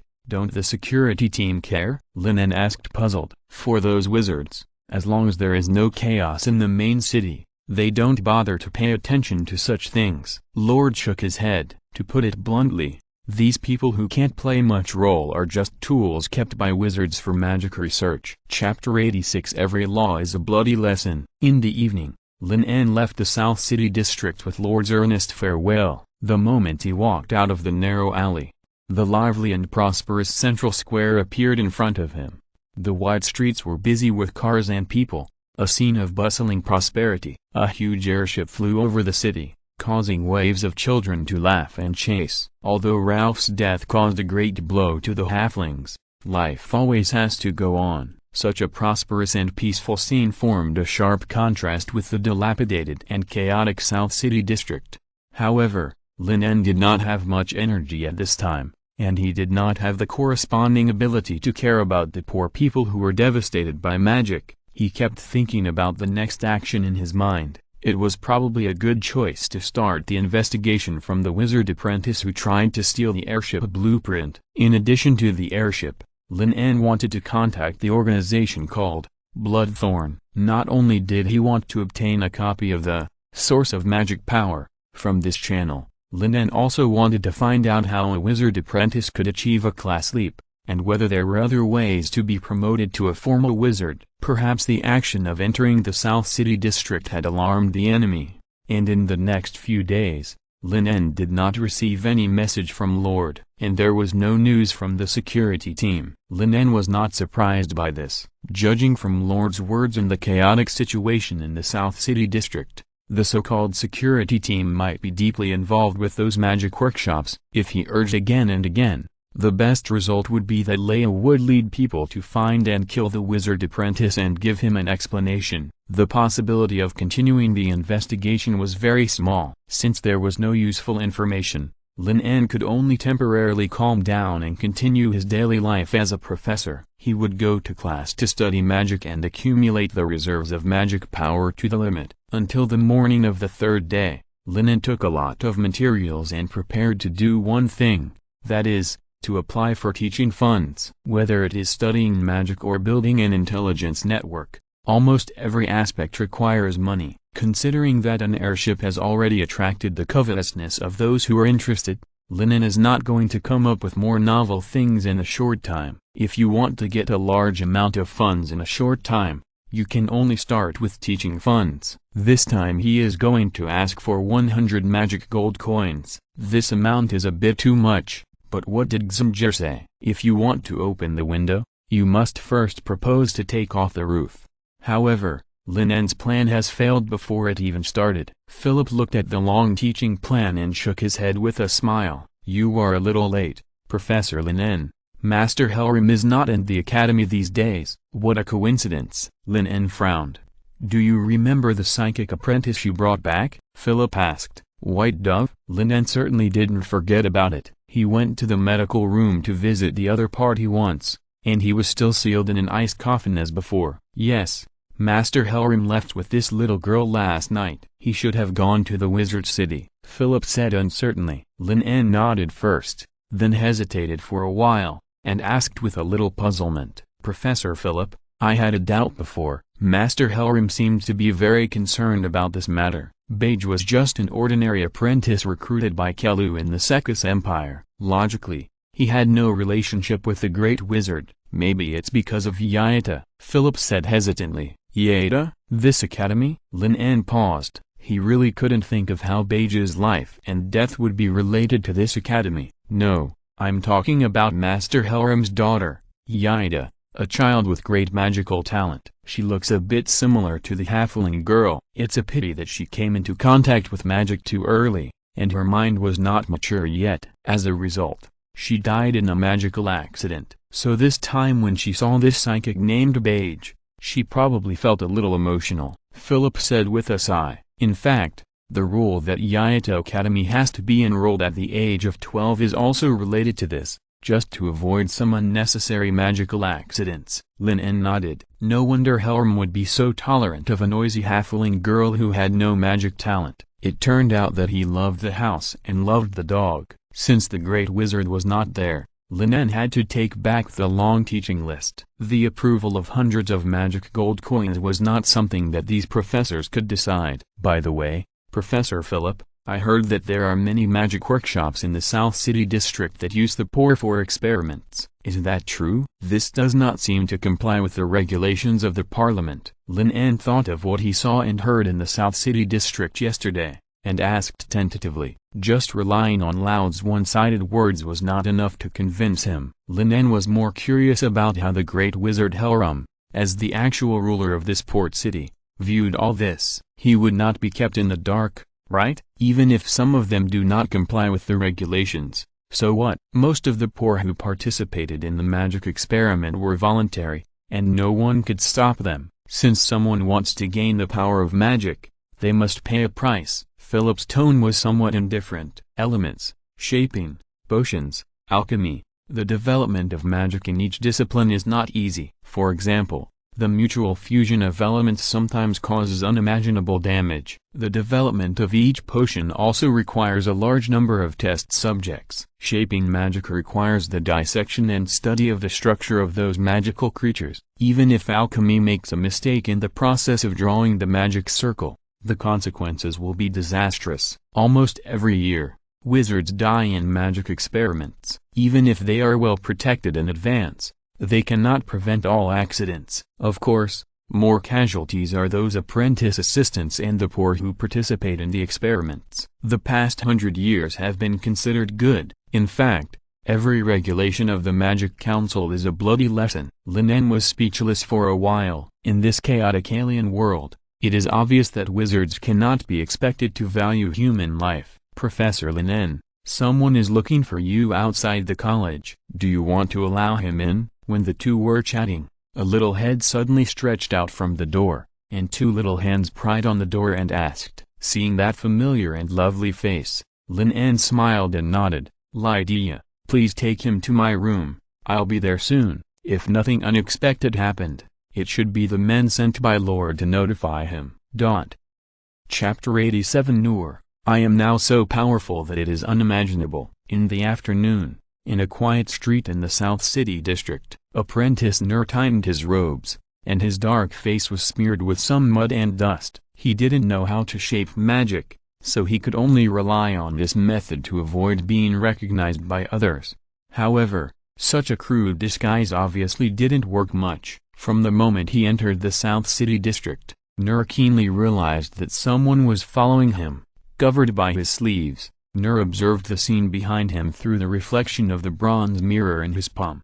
About 30 meters away from him, a ragged poor man had followed him for 3 streets. It couldn't be a coincidence. Damn it! Noor cursed in his heart. He knew that his risky behavior some time ago had probably attracted the attention of the security team. Hearing that the youngest and most talented 3-ring wizard in the entire harbor town who came from the land of wizards across the sea was also tracking his whereabouts, Noor's face turned extremely ugly, and his pace became even faster. He passed through the streets and alleys, trying to get rid of the pursuer through the complicated roads in the southern city. But he soon found that such an action was useless, because there might be more than one pursuer. It seems that he can only get rid of him. Noor's heart was ruthless, and he went around half a circle, and finally entered a collapsed house that had been abandoned for a long time. On the street outside, the 3 sailors who met each other looked at each other, hesitating whether to follow them secretly. If there was any secret passage inside the collapsed house, they would lose them again. Before coming, Lord had given a death order that he must not let the other party out of his sight. Thinking of this, several people gritted their teeth, left one person waiting outside, and the other 2 followed in cautiously. The collapsed house was empty. The only things left were a few broken wooden boards piled in the corner, and a table and chair that was mostly broken. The walls were covered with moss, and a gust of wind blew up a foul smell of decay. Where are the people? The 2 sailors were stunned for a moment. As they were thinking, a dim rune suddenly lit up at the door above their heads. Then there was a sharp explosion, accompanied by a shock wave. The rubble and smoke instantly covered everything in the collapsed house. Before the 2 sailors could even react to what happened, they were thrown to the ground, and their bodies were buried by beams and a large amount of rubble. Another sailor who was guarding outside immediately rushed in, and what greeted him was Noor's grim smile and corrosion. The corrosive rays were in front of them in an instant, and countless crystal liquids fell down. There was no way to avoid it. The panicked sailors fell to the ground, and could only watch the countless acid getting closer and closer to them. Suddenly, a wall of ice crystals rose from the ground, blocking all the acid. The smile on Noor's face immediately froze, and he turned his head to look at the door and said viciously, "Friend, I advise you not to meddle in other people's business. I am Noor, the assistant of Lord Lodic, and a member of the Bloody Thorn." Lin En, who had changed his appearance, did not reply. He immediately activated the mage's hand, and a large amount of gravel on the ground floated up, revealing the two sailors buried underneath. Since they were not directly hit by the explosion, both of them were still alive. But their brains were shocked and they passed out. Seeing this, Lin En was relieved. It seemed that he was not too late. He immediately looked at the sailor who had not yet recovered from the shock of surviving the disaster and said directly, "Move them out." "Thank you, Master Wizard." The sailor did not recognize Lin En in disguise, but he reacted immediately and hurriedly walked forward to drag the two unconscious companions to a farther place. The expression on Noor's face became extremely solemn. He knew that he was probably in danger today. He stepped back step by step, quietly reached behind his back with his right hand, and gently hooked out a copper rod. Magic barrage. Lin En, who had been keeping an eye on the other party's actions, naturally noticed the other party's unusual movements very quickly. After several sailors were far away, he raised his hand directly, and dozens of magic missiles appeared in the void. Official wizard? Noor's pupils shrank slightly. Although Lin En only cast zero-ring magic, such a number was obviously not something an apprentice could handle. Realizing this, Noor threw the copper rod in his hand without hesitation. The runes on the rod lit up one after another, and then suddenly exploded. The hideous iron pieces attacked Lin En like a rainstorm. The moment Noor threw the copper rod, he turned around and ran away. He didn't even look at the result. He opened a secret door on the wall and went in directly. He knew that this move might cause some obstacles, but it would never kill a former wizard. Sure enough, the next moment, the secret door behind him was blown open along with the earthen wall, and the violent shockwave directly blasted Noor out. After rolling on the ground for a few times in a panic, Noor managed to stand up, reached into his waist pocket, took out a bottle of dark green potion, and then poured it into his mouth with a ruthless heart. This is a bottle of modified potion, which he prepared according to the formula he had secretly seen as an assistant over the years. It has a lot of side effects. He wanted to find an opportunity to resell it at a high price, but now he obviously can't care so much. He knows very well what will happen if he is caught. The moment he drank the potion, Noor felt a burst of heat in his body, as if he was thrown into a furnace, and he kept making painful roars from his mouth. Magic barrage. Several magic missiles whizzed past, hitting Noor's body with incomparable accuracy. Although they did not attack the vital parts in order to keep him alive, they did explode in the joints of his hands and feet. If a normal person suffered such an attack, he would have lost the ability to resist long ago. However, Noor was different. Under the influence of the potion, his skin gradually turned dark green, and the wounds on his hands and feet were healing rapidly. Noor's eyes were red, and he stared at the culprit who had forced him into such a situation. A strong anger surged in his heart. The transformation process after taking the potion could not be reversed, which meant that he would continue to live in such an ugly posture in the future. But as a reward, Noor also felt that every cell in his body was filled with huge magic power. He was now so powerful that it was unimaginable. Chapter 88 Magical Transformation. Hulk. Lin En,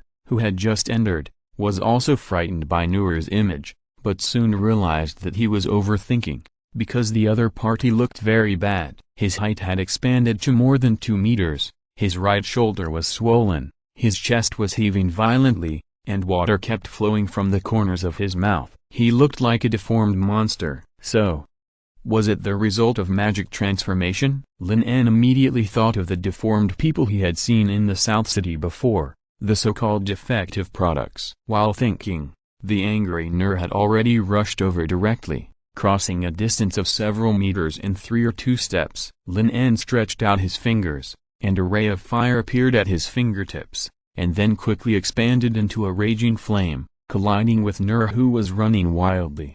The hot flames kept burning Noor's green skin, but the latter didn't care, and let out a painful roar from his mouth, facing the fire wave head-on, and swung his right fist towards Lin En. Noor knew very well that close combat was his only chance of winning. Except for the wizards who are proficient in plasticity, the fragile bodies of other wizards are not much stronger than those of ordinary people. Facing this powerful and heavy punch, Lin En dodged sideways, and his thick right fist smashed a heavy fist mark on the earthen wall beside him. The strength and speed are much worse than those witch hunters who have taken the divine grace potion. The most important thing is that Nur's punches are random, and it is obvious that he does not have much experience in close combat, but the recovery speed is quite fast. Lin En keenly noticed that the opponent's burned skin was falling off and healing rapidly. The pain caused by the burning flames on his body made Nur fall into a frenzy. His eyes were red and glared at Lin En in front of him. He roared again,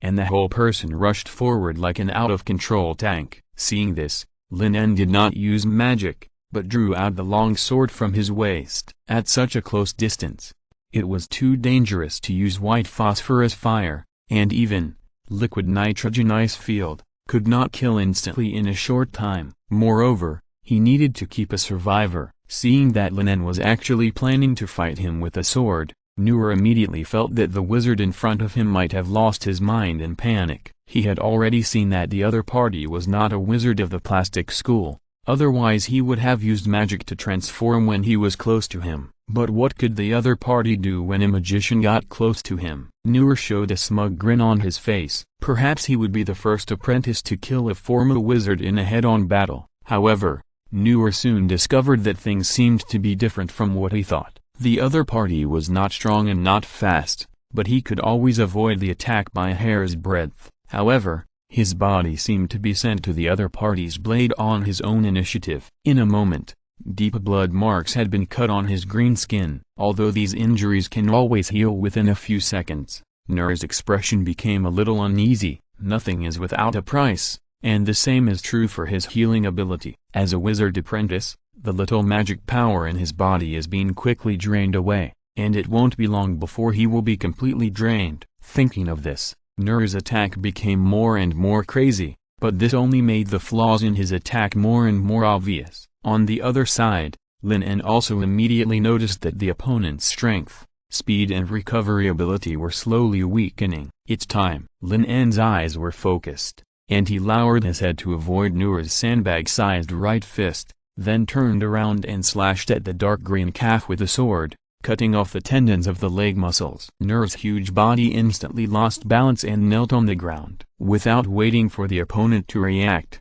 Lin En swung the sword again and stabbed from the side and back, and stuck very accurately in the gap of the spine. Nur screamed and tried to get up and fight back, but soon he found to his horror that his entire lower limbs had lost control and his body could only collapse to the ground. No matter how hard he tried, he could not change the situation. What kind of magic was this? Nur was completely panicked. Then the ground beneath him, which had been ravaged beyond recognition, quickly cracked and turned into fine sand, swallowing his body. After a few seconds, it solidified again. He recognized these two magics. They were fossil to mud, and mud to stone. In just a few moments, most of Nur's body was embedded in the ground and could no longer move. This wizard, you can't kill me, otherwise, Lord Lonik will never let you go. And, blood thorns, you don't understand their power. Nur screamed in fear. What answered him was a sharp sword that pierced his shoulder from top to bottom. Nur's scream was immediately replaced by a painful wail. Lin En pulled out his sword, this time pointing it at Nur's head, and said very simply, I ask, you answer. If you shout for one more second, I will chop you one more time. Nur's wailing was stuck at the corner of his mouth, and he could only look at Lin En in fear while enduring the pain. Nur, the 9th batch of students recruited by Yaita College, was forced to leave 6 years ago because he failed the test of elements and shaping subjects, and joined Bloodthorn. The following year, Lin En slowly told some of the information he learned from Lord, destroying the other party's psychological defense line, and then looked at Nur and continued to speak. I know you very well, Nur, so you'd better not try to lie in front of me, otherwise, you don't want to know the consequences. Now tell me, where were you and what did you do on that morning 3 days ago? Lin En asked. I was in the Broadix Tavern. The halfling named Ralph found me and wanted to exchange the blueprints of the airship for a bounty. Nur's eyes flickered and he stuttered. Lin En's eyes suddenly turned cold. This time he swung his sword directly through Nur's right arm. The intense stinging immediately aroused a painful wail. It was obvious that the other party was lying, because the day before Ralph's death, he had just conducted a flight experiment, The bloody thorn would not issue a bounty until the afternoon or evening at the earliest. That afternoon, the halfling was still helping to control the airship and had to be on guard at night. How could he have time to find out such secret information? Are you kidding me? Lin En looked at Noor,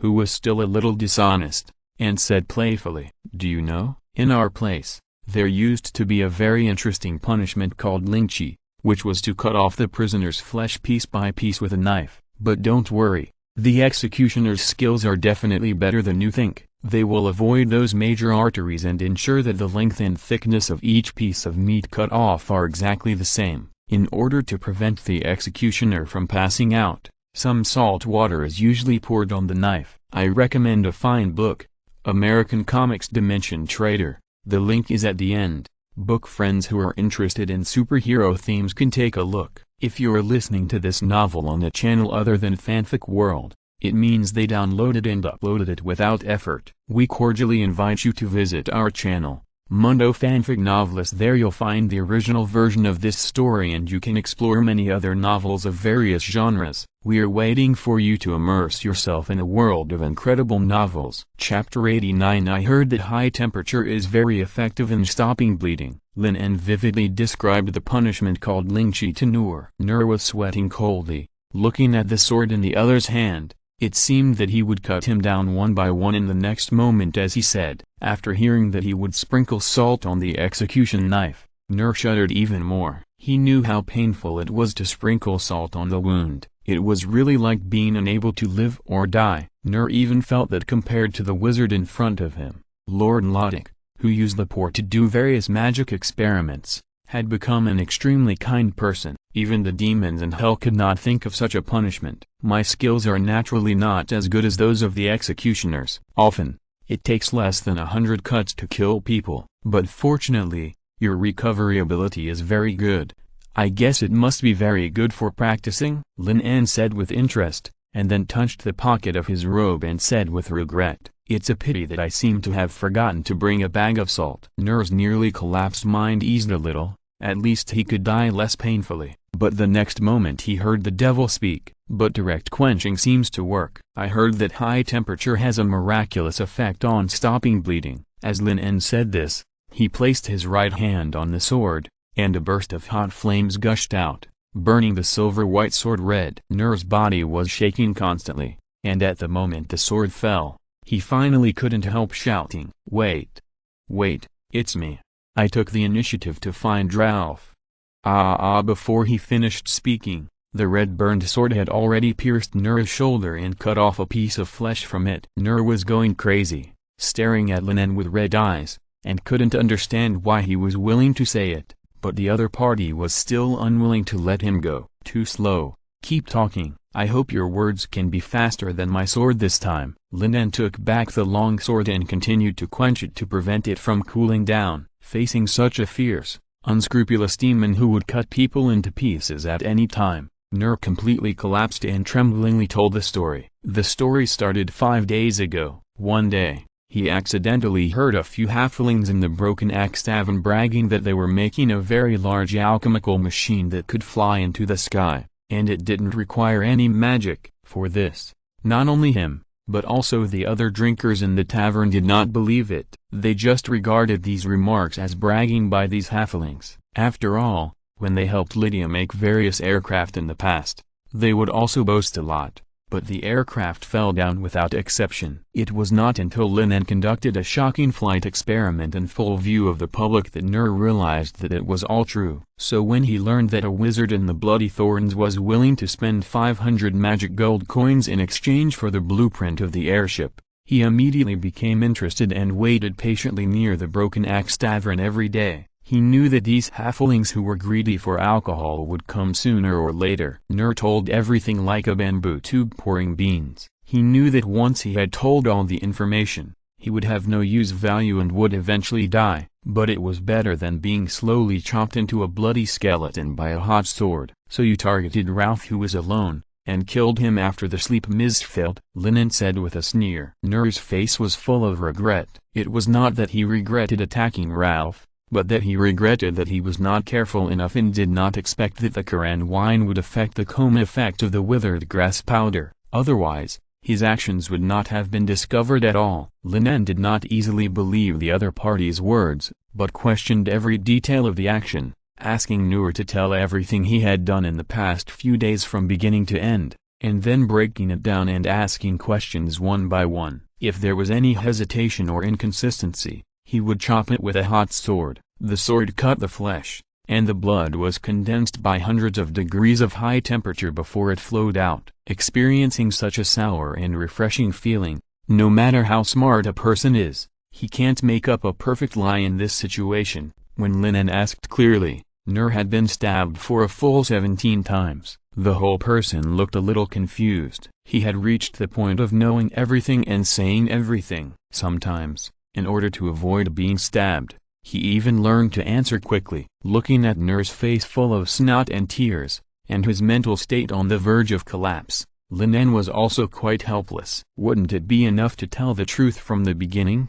He had to lie like this, forcing him to use some unconventional means. For Lin En, who is not good at psychological warfare, this is the only way to confirm the truth. Is the bounty still there? Lin En asked again. 500 magic gold coins might arouse the greed of many people. Lin En is not worried about his own safety. After all, he stays in the Yaito Academy on weekdays. On the surface, he is still a 3-ring wizard. No one should have the courage to rush in and cause trouble, but Lydia and other halflings are different. No, the bounty has been withdrawn. Nur replied tremblingly. Why? Lin En was a little surprised. Didn't the operation to capture Ralph fail? Could it be that the other party has completely given up? Lin En raised the quenching sword in his hand and kept shaking it.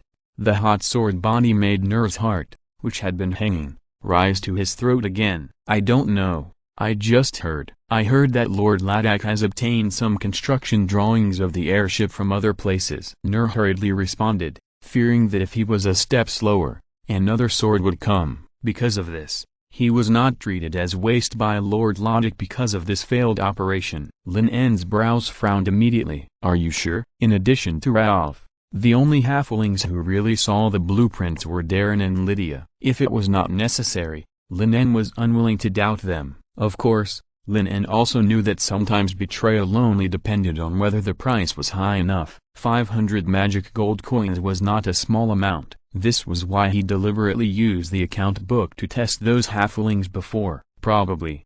Should. Nur's expression became a little hesitant, but facing Lin En with the sword raised in his hand, he spoke very quickly. No, I can be sure, and I am very sure. P.S. I ask for everything for the new book. Recommend a book as Superman's younger brother. I became a native of my country. Invincible style, superhero theme. You can take a look if you are interested. Chapter 90 Bloody Letter. The sword in Lin En's hand finally hovered in the air, because Nur's words were not difficult to confirm. He only needed to ask Cloud to ask those whistles again to find out whether the bounty order had been taken back. In other words, the Bloodthorn may have understood the method of making an airship, but I don't know whether it has been confirmed that this thing is suspended by the gas inside the airbag with a lower density than the air. It seems not difficult to find this, but the mainstream flight theory in the wizard land is to rely on thrust to take off,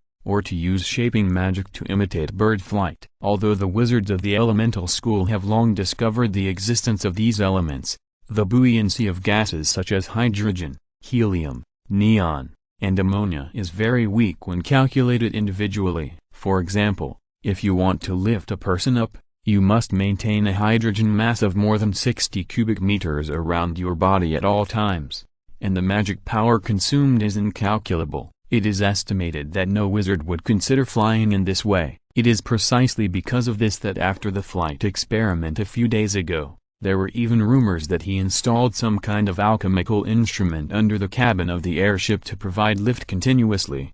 However, such misleading will not last long. After all, the huge airbag of the airship is too conspicuous. It won't be long before someone will think that it is some kind of gas in the airbag that plays a role. Once the blueprint is obtained, it can be confirmed immediately. After all, there is no machine in the cabin that provides power. As long as repeated experiments are carried out, some gas suitable for providing lift will be found soon. So, do you know what the big man of Bloodthorn, wants to do with the airship? Lin En looked at Nur and asked again. Compared with the technical leak, he cares more about the purpose of these people. If they do something with the airship, such as bombing an important town, the blame may be put on his head in the end. Now everyone knows that the aerospace airship is his own unique alchemical creation. It is for. Nur just opened his mouth. His expression suddenly became extremely painful.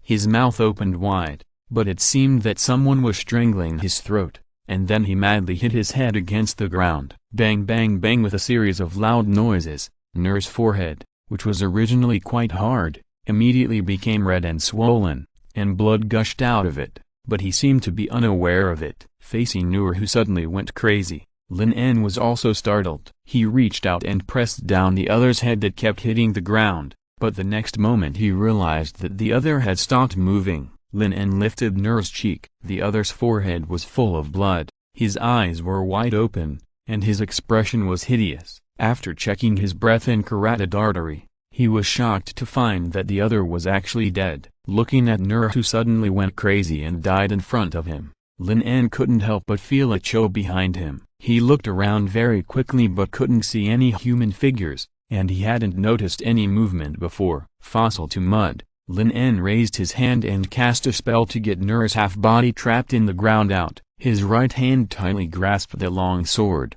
ready to deal with the possibility of a sudden resurrection and pounce. However, all he was worried about did not happen. Nur's skin was still green, and the sword wounds on his body had long been healed. There was no problem on the outside, some kind of attack involving the soul. Lin En suddenly thought of this, because Nur's current state was somewhat similar to Beige's. Both of them could not see any injuries on the outside, so it was very likely that the soul was damaged. The only difference was that when Beige released Soul Scream, he was counterattacked by Einruk, who had a little divine power, while Nur was attacked at the moment when he told the use of the airship. It is possible that someone has engraved some magic in his brain, and when Nur said something that could not be revealed, it was immediately activated and destroyed his brain. Only those psychic wizards who have a deep understanding of the soul can do this. Lin En immediately realized that this wizard organization called Bloodthorn might be more complicated and dangerous than he imagined. In addition to involving magic transformation and studying methods to promote formal wizards,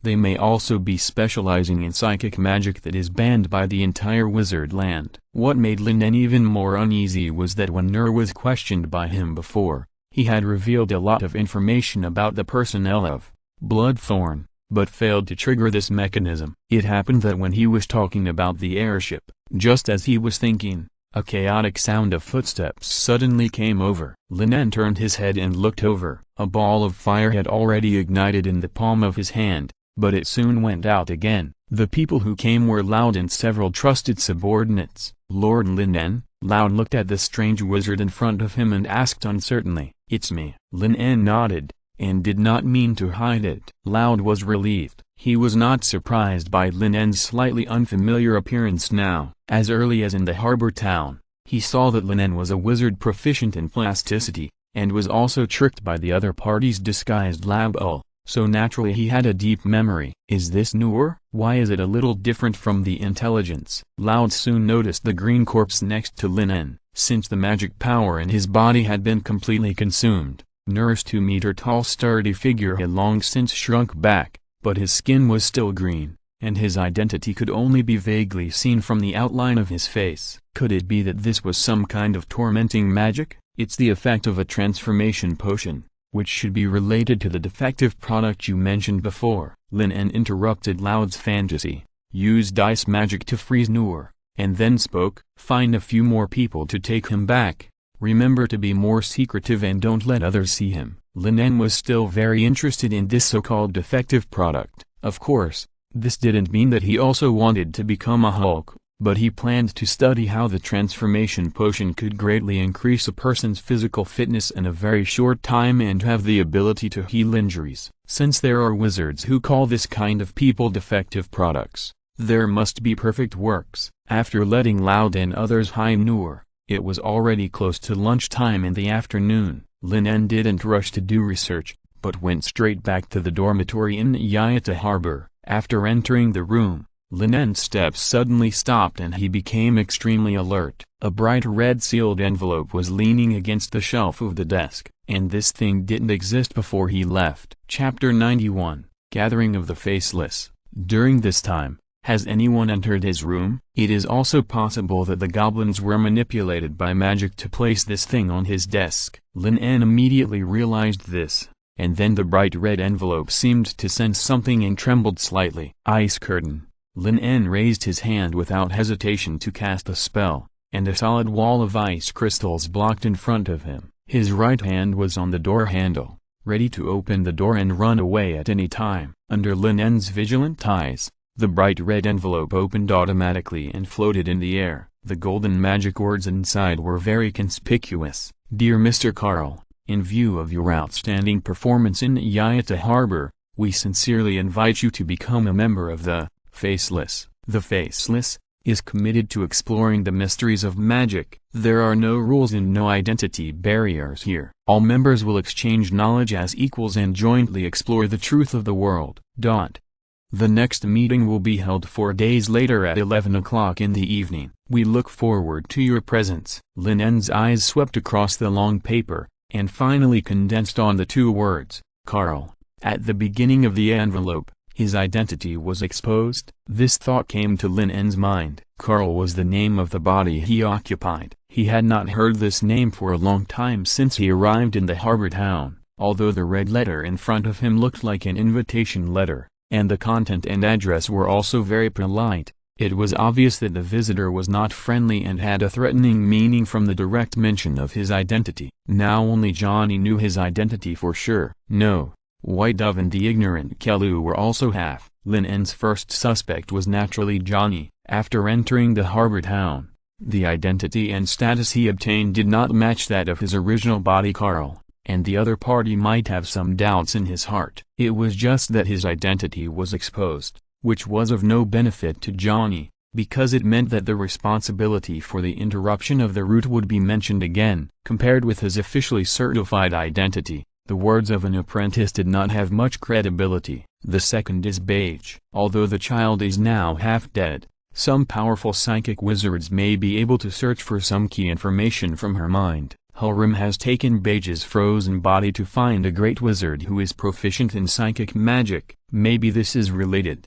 However, Lin En quickly rejected this guess because the great wizard had just set out yesterday. Not to mention whether he could reach the wizard city within a day. At least he couldn't turn back to send a letter to himself. In addition, he couldn't compete with the power that Halrim had. If the other party had a handle and wanted to do something to him, there was no need to be so troublesome. If he guessed correctly, Beige's soul was likely to have been taken away by the intelligent brain, and even if there was a magic to search memory, it might not be useful. All kinds of thoughts flashed through his mind. After the initial panic, Lin En quickly calmed down. The other party might not really be able to confirm this. This letter might be a test. Otherwise the letter would not have been presented until now, because there was no evidence to prove that he was Carl. In the case of a total ban on psychic magic in the wizard land, checking brain memory cannot be used as evidence to speak openly. After all, the person who said this is equivalent to revealing that he is a psychic wizard and violated the law to use magic that was banned by the Wizard Council. This is a serious crime. As Lin En was thinking, the envelope floating in the air spontaneously burned up and turned into scattered paper ashes. At the same time, a delicate ring fell out of it and landed in the teacup on the desk, making a series of crisp sounds. Lin En activated the mage's hand, and took the ring in front of him. According to the description in the envelope, you only need to input magic power into it to emit a specific magic frequency and project part of the magic power with will to the meeting place. There is no need to show up in person, and you will not appear in your true face. This is the meaning of faceless. No one except the inviter can know the identity of the others. Every member can freely discuss topics that are considered taboos in the wizard land, naturally including psychic magic that is considered taboo. This is a bit like holographic projection. Lin En turned the ring over and looked at it. The ring was made of mithril and engraved with many strange magic words. The most eye-catching thing was the red gem inlaid on the ring, which was carved into a very beautiful flower, blood-colored thorns. Lin En naturally recognized this strange flower, and instantly understood who sent the envelope and the ring. Was the interrogation of Nur just now noticed? Lin En thought to himself that maybe the person who planted the soul restriction in Nur's mind received the news at the moment of his death, and then sent the letter. As for whether this was a threat, a warning, or a solicitation, Lin En didn't know, but one thing was certain: this wizard organization called Blood-Colored Thorns seemed to know a lot of information they shouldn't know. Whether it was the sudden acquisition of the airship blueprint, or the name Carl, prophecy, divination, summoning the soul to contact Kelu who might have died, some magic that can eavesdrop on other people's conversations, a spell to identify lies, using money to bribe someone who knows this information. Thinking of various possibilities, Lin En's expression suddenly turned cold. He wrapped the ring floating in his palm with a magic-repelling stone that can isolate magic power, then took down the books on the bookshelf one by one, opened a hole in the wooden board at the back, and hid the ring inside. He was not prepared to bring such an unknown thing. Lin En had no intention of attending the so-called faceless gathering. Maybe this would be a hangman banquet, and going there would prove that the other party's guess was correct. Now there are still 4 days before the next faceless gathering, which is probably the deadline that the other party deliberately left for him to consider, but Lin En didn't want to follow this pace. Black Doctor, Logic. Lin En recalled the name that the other party had repeatedly mentioned when he questioned Nur before. This Logic should be the core figure in Blood Thorns, and the person who is most likely to set up a soul ban in Nur's mind and send a letter to himself. P.S. New books are recommended, collected, and read. Everything is requested. Thanks to the book friends. I know you are in a hurry, but don't worry. Change your name for 1,500 starting coins. 201909170714571844 for 1,100 starting coins. Duck Bigger for 500 starting coins. Udidi Umang for 400 starting coins. Terrace or Brother for 300 starting coins. You Are Really Lonely for 200 starting coins. Yij, Yizong Zin Shang Yi Dian, Tian Hun Zai, ZZ Tai _ Marian for 100 starting coins. 10 starting coins from Kong Kong Budai, 2 starting coins from Book Friends. 202102241039348853. Kunlun Mountain Qigong Master, Dandan, Sun Star Lord 999, Ekinos Feng, and Zhao Anyang. Chapter 92, Shaping Potion Experiment, 2-in-1. 1 day later, in the South City District, in a cleaned room in the Ship Gang station, Lin En, who had finished his morning class, was holding a sharp dagger and cutting a piece of flesh from a green corpse. Before and after death, Nur's physical state was completely different. His flesh no longer had the magical recovery ability it had before, and became dry and shriveled, like green bacon. Lin En tried to put a small piece of cut meat in his palm, and then activated the primary material deconstruction technique, to check what the difference was between Nur's cells and those of ordinary people. However, to his surprise, the cells inside these pieces of meat were extremely unstable. After being slightly affected, they actually collapsed directly. The dark green blood and tissue cells flew everywhere, and then gathered together under the effect of the mage's hand, and were finally thrown aside. Because it was a defective product, the flesh and blood tissue itself was very unstable. Or was it because he injected magic power that he had rejection? When he was experimenting with magic before, he found that all living things have a slight resistance to magic. If they are wizards, the resistance will be even higher. This is reflected vividly in the battle between wizards. For example, the second ring magic, high-temperature steaming, that Luo used on him. In theory, as long as he reversely manipulates the high-temperature gases, he can break this magic. But these gases are essentially the creation of the opponent's magic, so they are not affected by him at all. Lin En pondered for a long time, and subconsciously wanted to find an optical microscope to observe the state of these flesh and blood tissues by physical means, but looking at the empty room, he couldn't help shaking his head. The conditions are really too difficult. How can magic research be done well in such a state? Incubators, sterilization rooms, centrifuges, refrigerators. There is nothing now. Although magical magic can replace the functions of many instruments, it is not omnipotent. A fully equipped workshop laboratory is an indispensable thing for every wizard who is keen on studying magic. Dong dong dong. A slight knock on the door sounded from outside. Lin En froze Nuer's body again and asked them to come in. Master Lin En, everything you need is ready. Lord led several sailors and walked in carefully from the outside, carrying large boxes in his hands. These contained things like sulfur,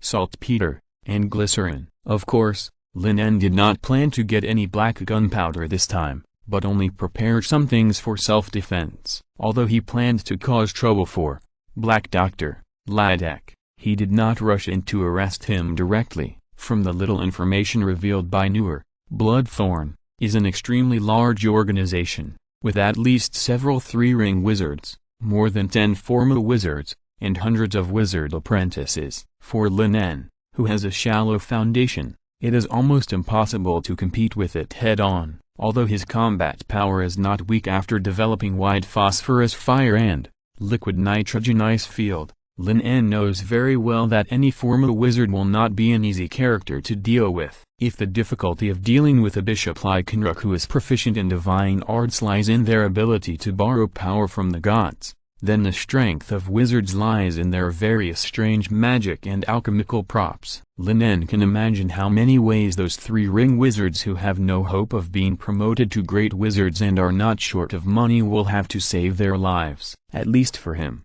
if he was not so poor, he would have gotten himself a set of alchemical items to save his life. It is better to kill the opponent with money than to die with money left. Therefore, a head-on conflict is the stupidest move. Unless it is absolutely necessary, Lin En is not prepared to reveal his identity, otherwise he will have to face various explicit or implicit attacks before the complete destruction of Bloodthorn. In comparison, Lin En is more inclined to sneak in quietly in disguise, find an opportunity to be alone with Black Dr. Radek, and then knock him out in the dark with a stick, and take him away for questioning without anyone noticing.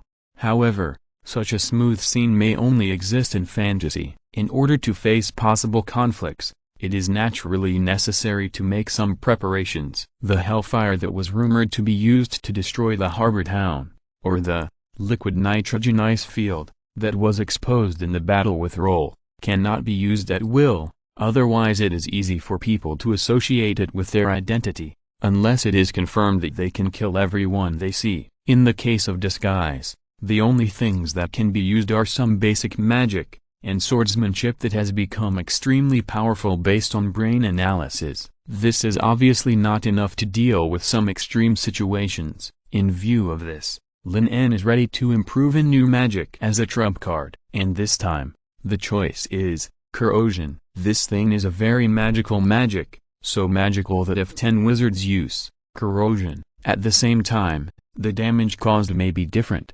because the strength of corrosion depends entirely on the strength of the corrosive liquid created. Before, Nur used the gastric juice of a corpse ghost, which is very corrosive to the flesh, but its disadvantage is that it has limited effect on people wearing protective equipment and cannot dissolve metal. Lin En is preparing to configure Aqua Regia as a material for casting, corrosion, and many derivative magics. Aqua Regia is also called Regia acid or nitrohydrochloric acid. It is a mixture of 1 unit volume of concentrated nitric acid and 3 units volume of concentrated hydrochloric acid. It has extremely strong corrosiveness and can even melt hard metals easily. Only a few substances such as tantalum, iridium, and silicon can resist its erosion. The high-temperature steaming that Lawor used before also provided him with a lot of inspiration. With a little improvement, it may be possible to form a series of unique corrosive magic systems,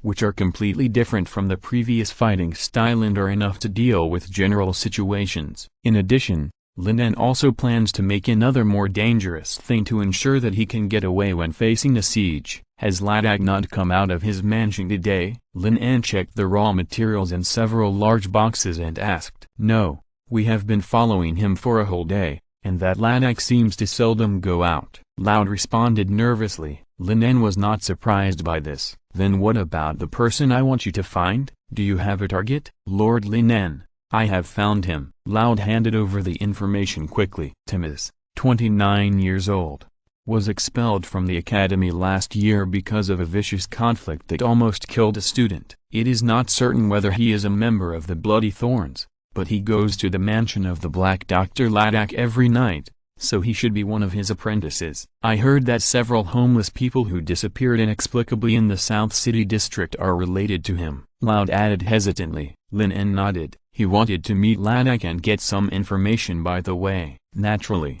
he needed a suitable identity that would not be easily suspected. Timmins was very suitable. He was expelled last year and had not been Ladakh's apprentice for too long. They were not familiar with each other, so there was a lot of room for maneuver. As for Nur, although he was the other party's assistant, his identity had long been unusable. After all, Ladakh should have known about Nur's death. Lin En pondered for a while, asked Loud and others to go out, and began to prepare concentrated nitric acid and concentrated hydrochloric acid. It would be best if the corresponding spell slots could be condensed as soon as possible. In the evening, Lin En appeared in the South City district as an apprentice Timmins. As for Timmins himself, he had been tied up and invited to the ship gang's base as a guest. In view of the sudden death of Nur when he was being questioned for intelligence, Lin En did not embarrass him too much. After asking for some basic information, he asked Timmins to take a large amount of powdered rhizomes of withered grass, which was enough to make people sleep for several days. And now he was ready to use this identity to explore the bottom of Black Dr. Ladakh. At 6 o'clock in the evening, Lin En arrived outside Ladakh's manor on time. Before coming here, he never thought that he could see such a magnificent scene in the southern city. The entire manor covers a vast area, surrounded by a 3-meter-high and 10-centimeter-thick iron fence, leaving only a stone road for two people to walk side by side, extending to the deepest part of the manor. "Timmins, why are you here so late today?" At the gate of the manor,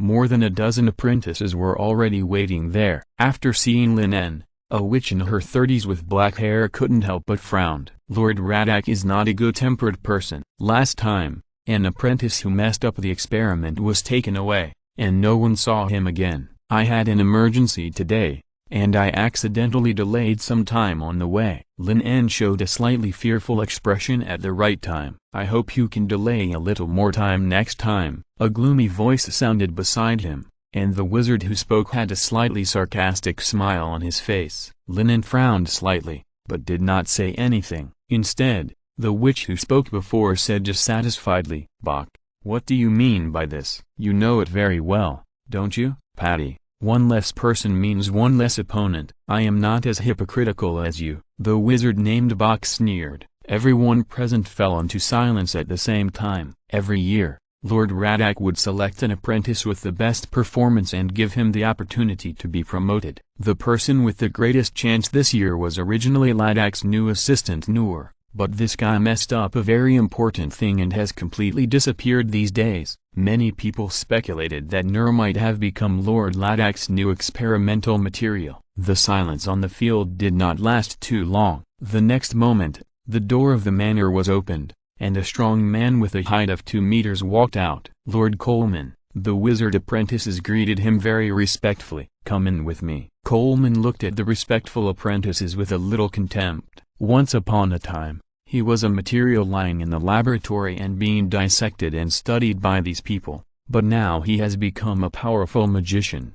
However, he naturally has no good feelings for these people who have cut him. Lin En and others followed Coleman through the long stone road and stepped into the castle of the manor. The interior of the manor is heavily guarded. Even at night, several patrols can still be seen. After entering the castle, what we saw was a magnificent scene. Magnificent dome chandeliers, giant sculptures and decorations, various artworks hanging on the walls, and even the carpets were made of expensive monster furs. Just stepping on them, we could feel the soft and comfortable touch. Coleman did not stop, and led everyone to the depths of the castle. A faint smell of blood suddenly hit our noses. Lin En turned his head and looked at the wizard apprentices beside him. They did not react at all.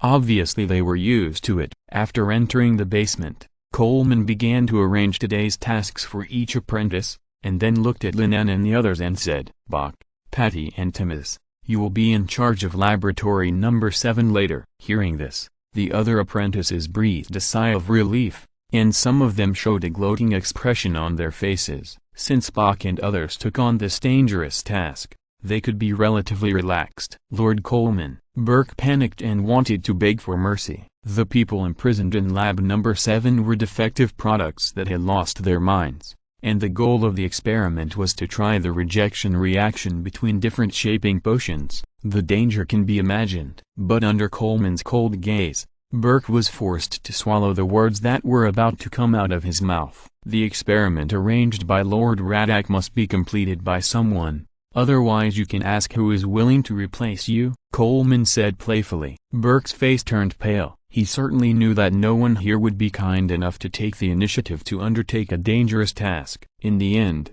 he could only look at Lin with resentment. If it weren't for the conversation at the door just now, Coleman would not have noticed them. Lin remained silent throughout the whole process, because the information he learned from Timmins was very limited, and he didn't know how dangerous this so-called experiment could be, which could make a group of apprentices so scared. Under Coleman's forced arrangement, Lin, Burke and Patty entered a compartment in the castle. Compared with the narrow and enclosed environment outside, the space inside the laboratory is very large, filled with a strong smell of blood and various foul smells of medicine. The cabinets on the side are full of transparent jars, each of which contains a strange creature. Their heads have been cut open and coated with a thick layer of gelatinous liquid, making them look particularly creepy. The most conspicuous thing is the operating table, which looks more like a hideous torture instrument, with daggers, tweezers, scissors, needles and threads for suturing,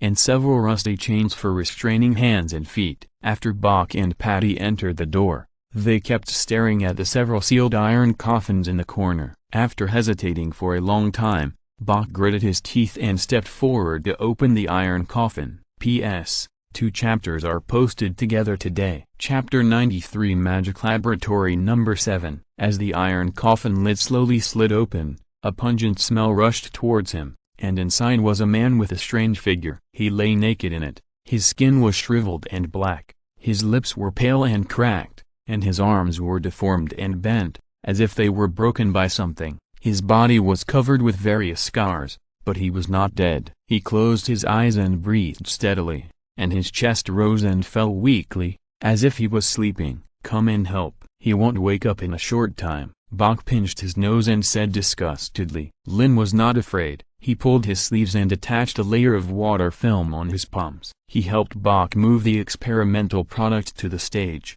and then tied up his limbs and neck with iron chains. "I will operate it, and you will be responsible for recording." Bach took over the leadership very naturally, threw the experimental record book on the table to Lin, and then ordered Patty to bring the potion over. Lin En, who had not figured out the experimental process, was also happy to help out. He immediately picked up the experimental record book and started flipping through it. Magic Calendar Year 726, June 21st, Experimental Target, Experimental Subject Number 09, Preliminary Test showed kidney necrosis, stomach atrophy, weak vital signs, strong reaction after drinking salamander potion. Experimental Target, Experimental Subject Number 011, defective shaping troll potion, strong vital signs. After injecting griffin potion, right arm swelled abnormally and burst. Experimental Target, Experimental Subject Number 015, drank Asian dragon potion, lost control, causing the death of 4 guards and 2 wizard apprentices. Lin En quickly flipped through the experimental record book page by page. The records on it were shocking. A total of 17 shaping potion fusion experiments failed. There are generally 3 outcomes for experimental subjects: sudden death due to severe rejection reaction, direct death during surgery due to weak vital signs, or gaining more powerful power in a short period of time. The last type is extremely prone to accidents, and has caused 3 casualties in total. So there are so many restraints and chains on the experimental table that are specially used to restrain the experimental subjects. The one in front of him should be the number 18 experiment subject, who had drunk the potion made from the blood of the poisonous fog snake demon. Because something went wrong during the fusion process, he finally lost his mind and became crazy. So he can only be used as a waste product and used as a fusion experiment material between the shaping potions. In other words, the key to this potion is to allow humans to gain power similar to that of Warcraft. Lin En immediately realized this, so what nerd drank before should be the shaping troll potion, which is why he has such a strong recovery ability. What are you in a daze, Timmins? Bach had already picked up the dagger and put on an old alchemical eyepiece. Seeing that Lin En was still looking through the previous experimental records, he couldn't help but scolded him. At this moment, the experiment subject, whose limbs and neck were bound by chains, suddenly opened his eyes. His red pupils revealed a strong murderous aura, and his throat occasionally sounded with low roars. He struggled to rush over, but because of the iron restraints and chains on his limbs, he couldn't get out of it. Bach swallowed his saliva, his wrists trembling slightly, and waited for more than 10 minutes, until the other party was a little tired.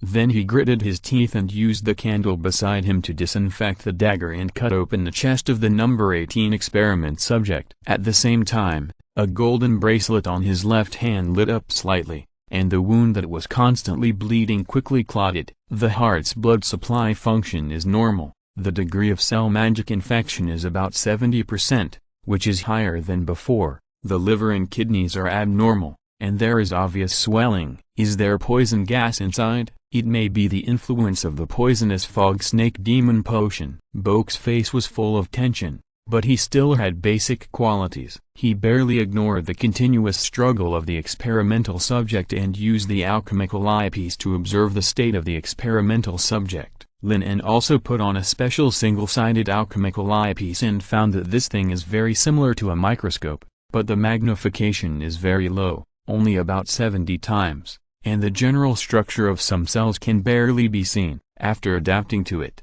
Lin En picked up the feather pen beside him and began to write the data of various organs of the body of the 18th experimental subject. He naturally would not forget such an important flaw in handwriting. He had already recorded it with the intelligent brain. If he wrote slowly, it should not be a problem to imitate 80% to 90%. After confirming that the other party was still in good condition, Bach took the troll potion handed over by Patty, grabbed the head of the experimental subject, and poured half of it directly. Just half a minute after taking the medicine, the experimental subject fell into a frenzy. His body swelled up, and the iron chain broke tight. His body struggled and twisted vigorously, and even the heavy experimental table shook slightly. The previous injuries were recovering at an extremely fast speed. Bach hesitated and didn't want to go forward, but he didn't dare to miss this good opportunity to collect data, so he had to bite the bullet and cut. However, the experimental subject number 18 did a move that no one had expected. He actually tore off his right wrist and broke free from some of the restraints. Bach was immediately startled, and before he could react, he was blown away by the forelimbs that were as thick as thighs and oozing green blood. Patty was completely shocked and screamed. Bach hit his head against the wall behind him, and stood up while enduring the pain. He immediately wanted to ring the alarm bell and call the guards over. But before he could act, a sharp steel sword followed the gap between the ulna and radius of the forearm and nailed the waving right arm of the experimental subject to the experimental table. Then Lin methodically tied up the 18 experimental subjects with iron chains. After struggling for a while, the bodies of the experimental subjects shrank rapidly, and soon lost their voices under the violent rejection reaction. Bach and Patty both breathed a sigh of relief. It was not until Lin confirmed that the defective product was dead that Bach dared to go forward again to complete the unfinished dissection work. His back was soaked with cold sweat.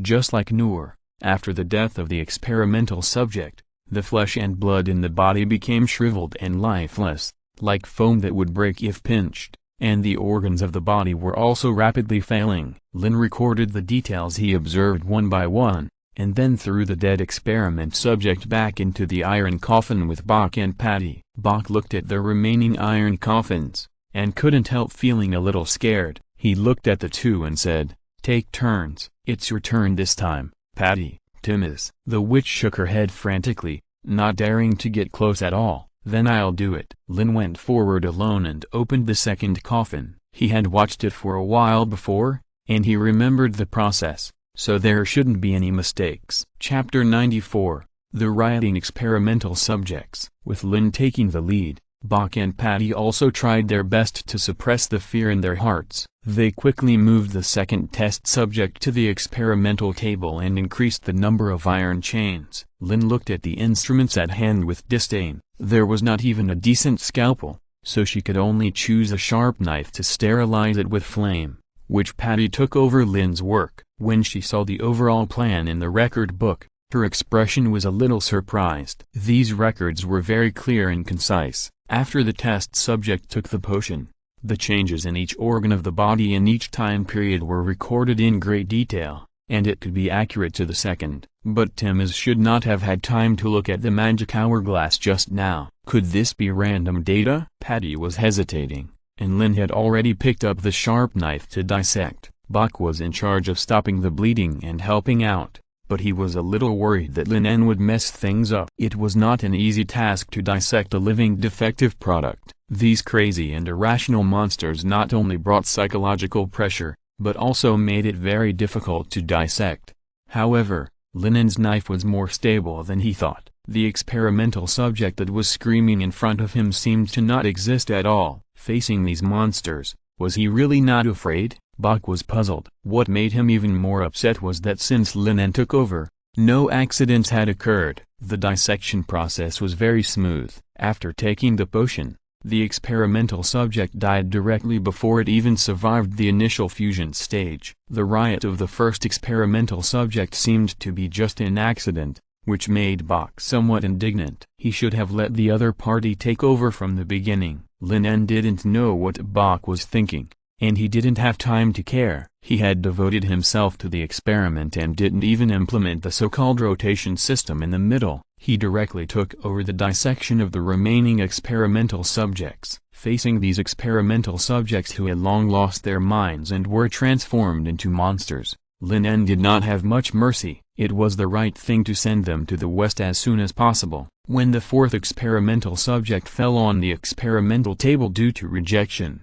Lin En finally had some gains. These shaping potions should have been added with some unknown magical materials, making the liquid easily absorbed by the digestive tract of the human body and quickly reaching the heart through the blood circulation, so it would take effect so quickly. It is also for this reason that the heart will be the first organ to be infected and transformed by magic power, and finally reversely transport the energy-filled blood to various parts of the body for further transformation. What made Lin En somewhat strange was that since the rejection reaction was so serious, why not just use the magic power he had for transformation? Then Lin En reacted instantly. Isn't that the content of the shaping subject? It was heard that the wizards of this school had extremely strong melee capabilities, and the best of them could even transform themselves into some powerful monsters. It should be said that this potion was originally developed based on the theory of plasticity. Then, does the so-called perfect product mean that the person who takes the potion has the power comparable to that of a formal plasticity wizard? No.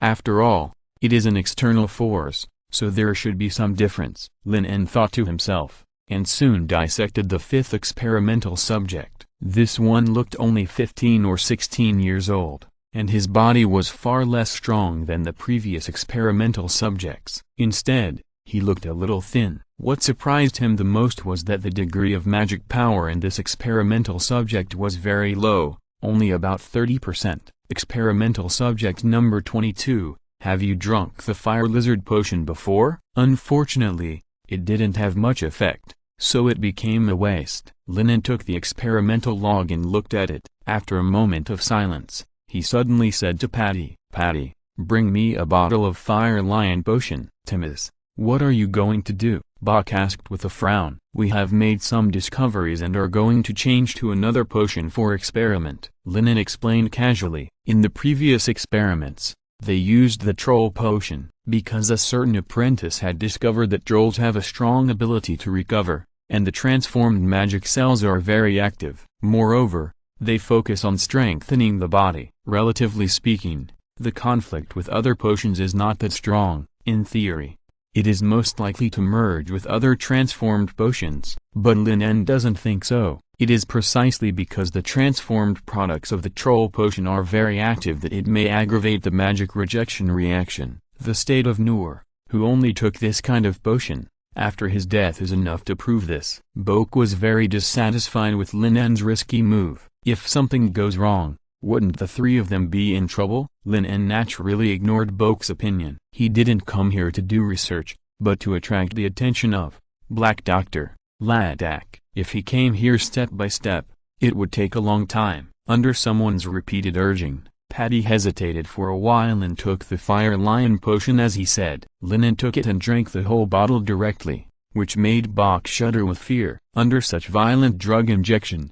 the fifth experimental subject reacted in just over 10 seconds. His body kept shaking, and his skin turned red in a short time. It has improved. The degree of magic power infection in the cells has really increased. Bok saw a scene that surprised him through the alchemy eyepiece. The power brought by the Fire Lion potion was rapidly infecting the whole body of the experimental subject, and even swallowed up the remaining power of the original salamander potion. Sure enough, Lin En was not surprised by this. In the previous experiments, he had already discovered that the power brought by different shaping potions could not only repel each other, but also devour each other, and the two creatures he selected had similar fire control abilities. The most critical point was that the fifth experimental subject was originally infected with very low magic power, which meant that the blood power brought by the Fire Lion potion added later could easily devour the former as nutrients. Although this was somewhat contrary to the purpose of the number 7 laboratory,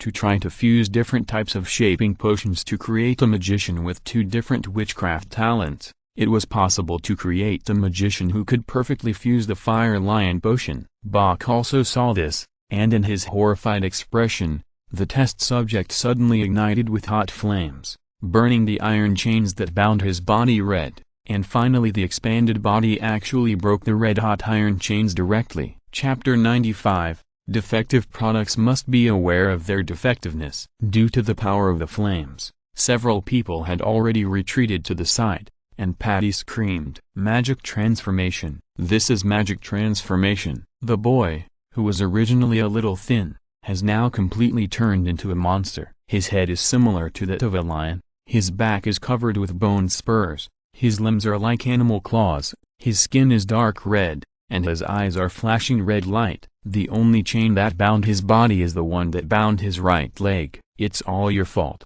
Timmins. This is all your fault." Seeing this, Bok shouted loudly in panic. Lin raised his hand and pressed the alarm next to him. The shrill cry spread throughout the room, and the closed door of the laboratory was immediately opened. A dozen armored guards rushed in at the first time, led by Coleman. After seeing the half-human, half-beast monster on the experimental table, Coleman couldn't help but curse. "Damn it, another riot of defective products." Coleman then glared at Lin En and the others fiercely, but he was not unfamiliar with this situation. While the monster was chained, the guards immediately took out the crossbows on their waists. Swish, swish, swish. The dense sound of breaking through the air resounded throughout the room. The arrows made of magic fir trees immediately exploded after piercing the body of the experimental subject, blasting blood holes on the opponent's body.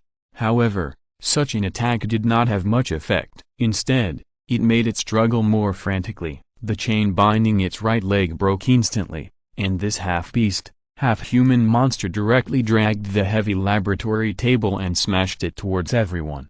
"Get out of the way." Coleman's forehead was covered with cold sweat. Even he did not dare to take it head-on. He could only watch the huge laboratory table smash into the crowd. Several guards who did not have time to dodge fell to the ground and were pressed under the laboratory table. Their lives were unknown. Then the half-beast, half-human monster rushed over directly. Its footsteps were extremely heavy. Every time it stepped on a place, the sound of floor tiles breaking continued to sound. Defective products should be aware of defective products. Coleman was also aroused with some anger. He swung the wide axe blade and collided with the ferocious claws. Bang! Exclamation mark! The huge collision force made Coleman retreat 3 or 4 steps in a row. Losing to a defective product in wrestling made Coleman a little embarrassed. Before the orc rushed forward again, he took a step forward, swung his strong right arm violently, and the axe blade drew a slight arc and chopped the orc's shoulder. Swish! The sound of the sharp blade tearing was clearly audible. The axe blade sank directly into it,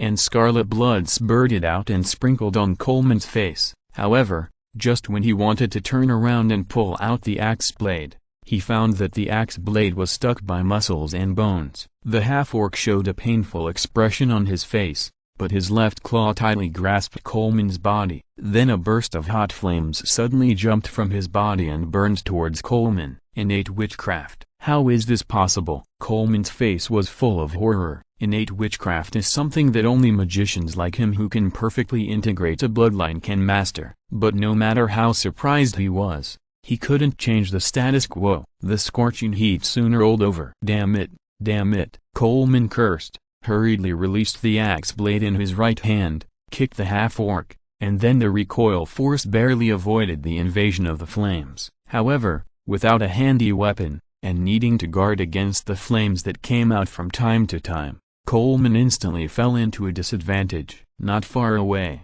several guards hesitated and held crossbows but did not dare to launch them easily. Someone rashly held a heavy sword and wanted to help, but was slapped away by the half-orc. Seeing the miserable state of the guard, Bach and Patty immediately gave up the idea of helping, not only because they were worried about accidentally hurting Coleman, but also because they were afraid that this monster would turn around and pour out its anger on them. Roar! The half-orc roared to the sky, then suddenly opened his mouth, and a hot flame condensed in his mouth. Coleman, who was forced to retreat to the corner, had no way to avoid it. At this moment, 3 magic missiles whizzed in and hit the half-orc's head, knocking his body off a little. The fire column flew past Coleman's shoulder and bombarded the wall, leaving a deep pit. The person who launched the attack was naturally Lin En. He knew that the matter could be a big deal, but Coleman, a rare magician, could not die, otherwise they would be punished. The half-orc who was disturbed was very angry,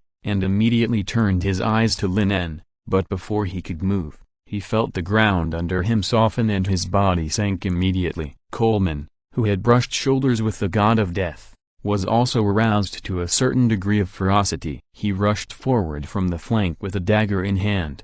His movements were swift and agile. He rushed to the front of the orc in almost the blink of an eye, and stabbed the dagger in his hand into the back of the orc. The orc howled in pain, and slapped Coleman to the ground with his strong right arm. However, just as he was about to continue chasing, the annoying magic missile flew over again and bombarded his deformed right leg. Coleman did not miss this opportunity, and rolled over and rushed forward again. The sharp dagger stabbed out, leaving a deep scar on the orc's abdomen, and blood flowed out. Under Lin En's continuous interference, Coleman quickly turned the situation around. The guards in the castle also came one after another. With the combined efforts of the 3 magicians, the half-human, half-beast monster was quickly subdued. Coleman, who was covered in wounds, spat and kicked the lion-like head of the experimental subject fiercely. Then he looked at Lin En and others, but before he could ask for an explanation,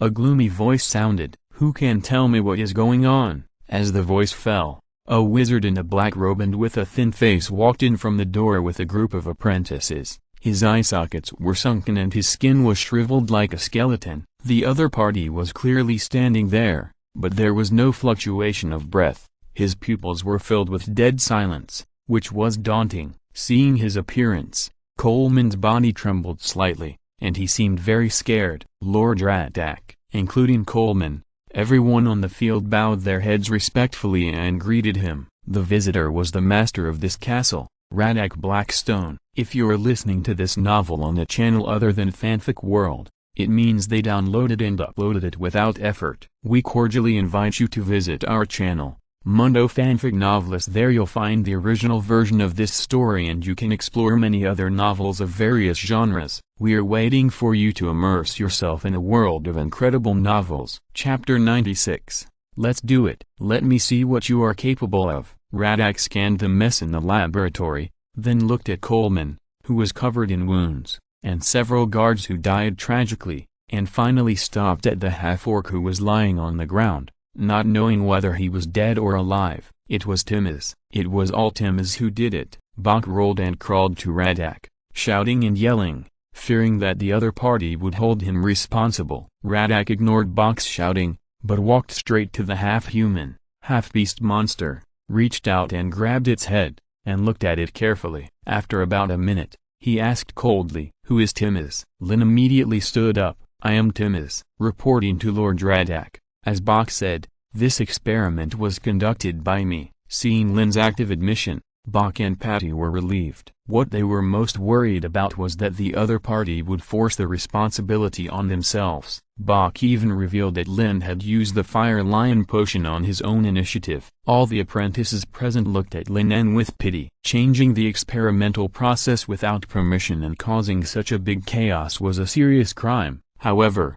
Radak's reaction was different from what they expected. He spoke slowly. "Where is the experimental report?" "Here, Lord Radak." Lin En walked forward and handed over the experimental record. He knew that he had made the right bet. The other party didn't care about this out-of-control experiment at all. How many things were smashed and how many guards died, as long as they could produce results, all of this was irrelevant. Radak reached out and took it. On the pale and withered index finger of his right hand was a ring. That was the token used by the faceless man to authenticate his identity. Lin En quickly retracted his gaze, his face expressionless, and explained while Radak checked the experimental record. "Master Radak, after the experiment, I found that the modified product of the troll potion is very active and may aggravate the magic rejection reaction, so I adjusted and used the Fire Lion potion." As Lin En narrated, Radak kept flipping through the experimental report. After reading it,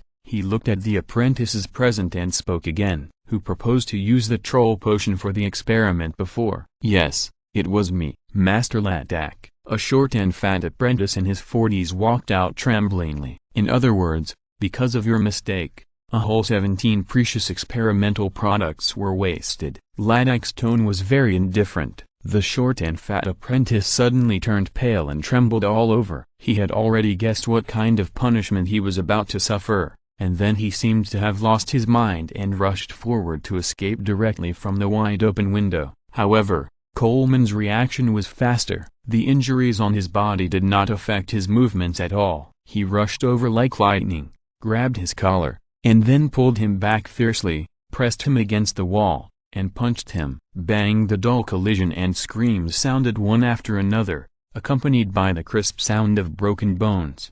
The fat apprentice was immediately beaten by Coleman, and his nose and face were swollen and blood was flowing. "I was wrong, Lord Radak. Spare my life." The short and fat apprentice fell to the ground and howled in pain. Bach and others were trembling with fear, just watching Coleman knock the other party unconscious, and then several guards surrounded him and tied him up. Radak watched all this silently, and finally looked at Lin En and spoke. "You did a good job this time, Timmins. Is there anything you want?" "I want to be the master's assistant," Lin En said without hesitation, and he was not worried that the other party would doubt him. After all, after Nur's death, every apprentice present was eyeing this position, wanting to gain Radak's favor and get a chance to be promoted. Radak did not answer directly, but spoke. "Coleman, send some people to clean up here and lock this experimental subject in the dungeon. As for you, Timmins, come with me." The apprentices present also came to their senses at this time,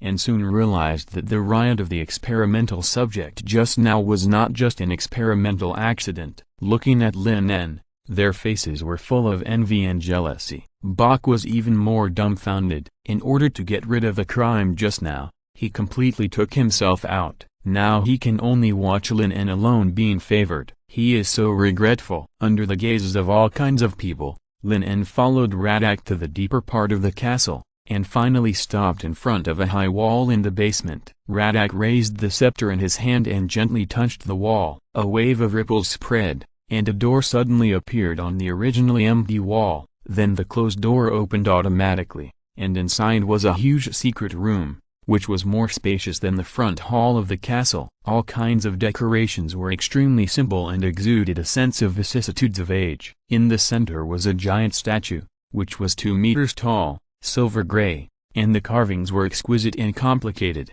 and looked lifelike. As the two stepped in, the torches around them lit up one by one, illuminating the dim basement. Lin En only then noticed that there were coffins placed on both sides of the secret room, and each coffin contained a corpse. There were so many that he almost thought he had come to a morgue. Such a scene made him alert to the peak. Lin En could not help but start to wonder if Radak had seen through his identity. Should he do it or not? Lin En was caught in a dilemma. There were only him and Radak here. It was a good opportunity, but the countless corpses displayed in the secret room made him feel a little uneasy. Go ahead, let me see your ability, Radak suddenly said. Lin En subconsciously wanted to condense white phosphorus fire and directly bombard Radak's head, but then he realized that the other party was talking about the short, childlike corpse on the experimental table. Lin En, who found that he had misunderstood, quickly adjusted his mentality, took the sharp knife beside him and walked to the experimental table. This area was much brighter than other places in the secret room. A palm-sized azure gem was inlaid in the ceiling above, providing lighting for the entire experimental table. After seeing the body clearly, Lin En's expression changed slightly, because he found that the person in front of him was Ralph, who was attacked a few days ago and taken back to the police station by Leia and others. P.S. It will be available the day after tomorrow. Please support us. Chapter 97 Death of Lodic, 2 in 1. Seeing that Lin En did not move, Radak thought that he was facing such a bloody corpse and didn't know where to start, so he reminded him, start with the organs and cut off the useless rotten meat. Lin En came back to his senses and began to dissect Ralph's body expressionlessly. The skin was cold to the touch, and there were still some condensed ice crystals on it. It must have been frozen before. No wonder it was preserved intact until now. Radak just stared at Lin En's knife-wielding movements, and reminded him from time to time. He also ordered him to take out some organs that were not easy to preserve and immerse them in a dark green liquid. Lin En vaguely realized that what he was doing might not be as simple as dissecting a corpse. The dissection work in the secret room lasted until 5 in the morning. Because he needed to guard against the possibility of Dalek's attack, Lin En had to keep his spirits tense until he walked out of Radak's manor and finally breathed a sigh of relief. The experiment of the shaping potion, the faceless, Ralph. Lin En secretly thought about everything he saw in the manor. It was certain that Black Dr. Derek was indeed related to the faceless, and should be a core member of the Crimson Thorns, as he guessed. However, Lin En did not act rashly. Although there were only 2 of them in the secret room, it was well soundproofed and very secretive, but Lin En always felt that something was wrong. The only good news was that he became Derek's assistant very smoothly, which could provide a lot of convenience for his next actions. In the next 2 days, Lin En continued his teaching task as a professor of arcane mathematics in the morning, and in the evening he served as Derek's assistant as Timmins to get more information. As for the rest of the time, he studied shaping magic in the library. Until the 3rd day, Lin En finally made up his mind. He knew that he could not wait any longer, because tomorrow night was the day for the faceless to gather. At night, in the castle of Lodic, Lin En entered the secret room deep in the castle as usual. However, there were some changes in the secret room today compared to the past. The most obvious thing was that there was a short and fat figure. It was the apprentice who was beaten up because of the potion incident before. At this moment, he was tied up above an alchemy circle, with snot and tears all over the floor.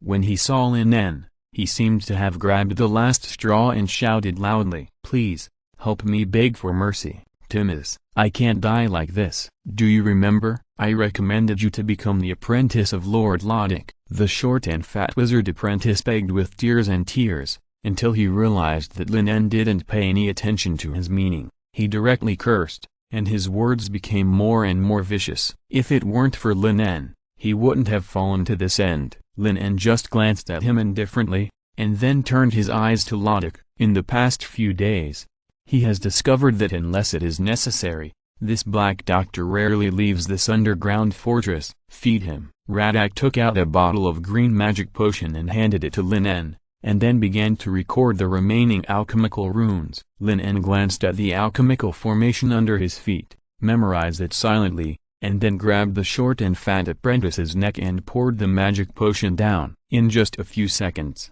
the effect of the medicine had taken effect. The hideous and twisted expression on the short and fat apprentice's face slowly eased, and finally the corners of his mouth slightly raised, revealing a smile, and fell into a deep sleep. Seeing this strange scene, Lin En was also a little frightened, and quickly withdrew from the coverage of the alchemical formation. At the same time, Radak had already finished recording the last rune, and then laughed gloomily a few times and chanted a difficult spell. The body of the short and fat apprentice soon floated up, with his mouth wide open, and his body kept shaking, and then a glimmer of blue light gradually emerged. No, Lin En soon discovered that it was not light, but an illusory transparent figure, surging like water waves. Is it a soul? It was the first time that Lin En saw such a shocking scene. He immediately understood why Lodic had to build such a secret laboratory. If the previous shaping potion experiment was just a side effect, then the study of psychic witchcraft was definitely not tolerated by the land of wizards. The azure spirit body just floated in the center of the alchemy array, staring at the two people with hatred and resentment, and then let out a strange scream and suddenly rushed towards the two people. At the moment when the scream sounded, Lin En felt as if his brain was hit by something. He had experienced this feeling before, that was when Beige used Soul Scream, but this time the effect seemed to be much weaker. Lin En was only slightly affected, and then he quickly stepped back a few steps. He didn't know if there was any way to deal with the spirit body. Radak remained motionless. The alchemy array on the ground suddenly lit up. The spirit that flew over seemed to hit an invisible barrier. No matter how the illusory body surged, it could not leave this range. Lin En noticed that this strange spirit was becoming more and more illusory. Radak did not delay for too long. The soul of the wizard apprentice was too weak. Once it left the body, it would completely dissipate in a short time. When he raised his hand, the resentful spirit seemed to be tightly bound by some force, and then was forced to flow into the halfling corpse placed on the test bench.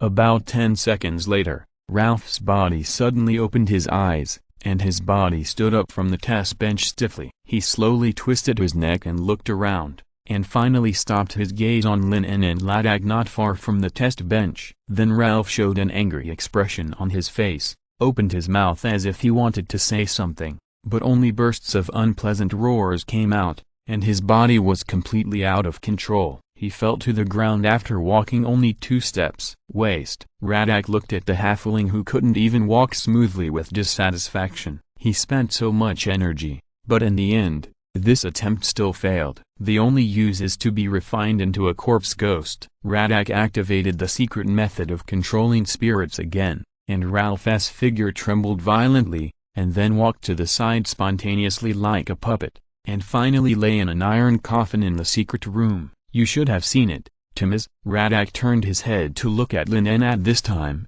and smiled gloomily. I can give you another chance to choose. Are you still ready to be my assistant? Of course, Lord Radak. Lin En lowered his head. He knew very well that the so-called choice was that there was no choice. Seeing such a taboo psychic experiment, he either obeyed or died. Very good, come here. Radak was very satisfied with Lin En's performance of knowing the situation, and said in a deep voice. Lin En walked forward slowly and soon walked in front of the other party. Lodic stretched out his hand. He also needed to set a ban in Lin En's mind to prevent him from betraying him. At this moment, a warning sign of danger suddenly came to his mind.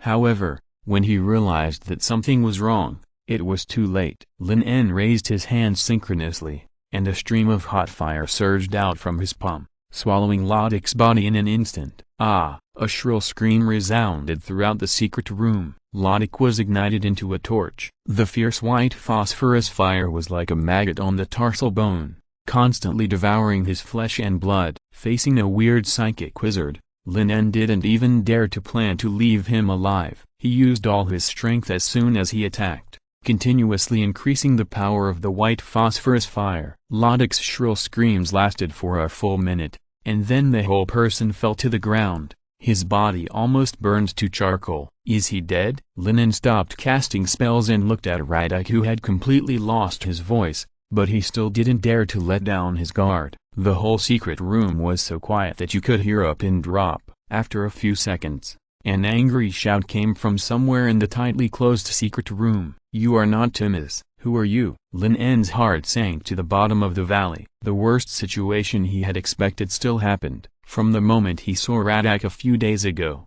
he realized that the other party's state was very wrong, so he didn't take action for a long time, but he didn't expect that this was also a controlled corpse ghost. Lin En's silence seemed to anger Radak, and 3 of the coffins placed on both sides of the secret room suddenly opened. 3 tall and strong figures wearing black robes walked out of the coffins. Each of them maintained their original appearance, but the difference was that at this moment their pupils had turned gray, their skin was purple, and their bodies were filled with endless hostility and tyranny. Multiple, pyroblast, 2 of the figures cast spells the moment they revived, and a series of violent fireballs appeared in the void and flew towards Lin En. The last person changed his body shape and turned into a ferocious giant bear, flying towards Lin En. Lin En took a step back, and dozens of magic missiles appeared around him, colliding with the flying fireballs. The violent explosions echoed continuously in the secret room. The rest of the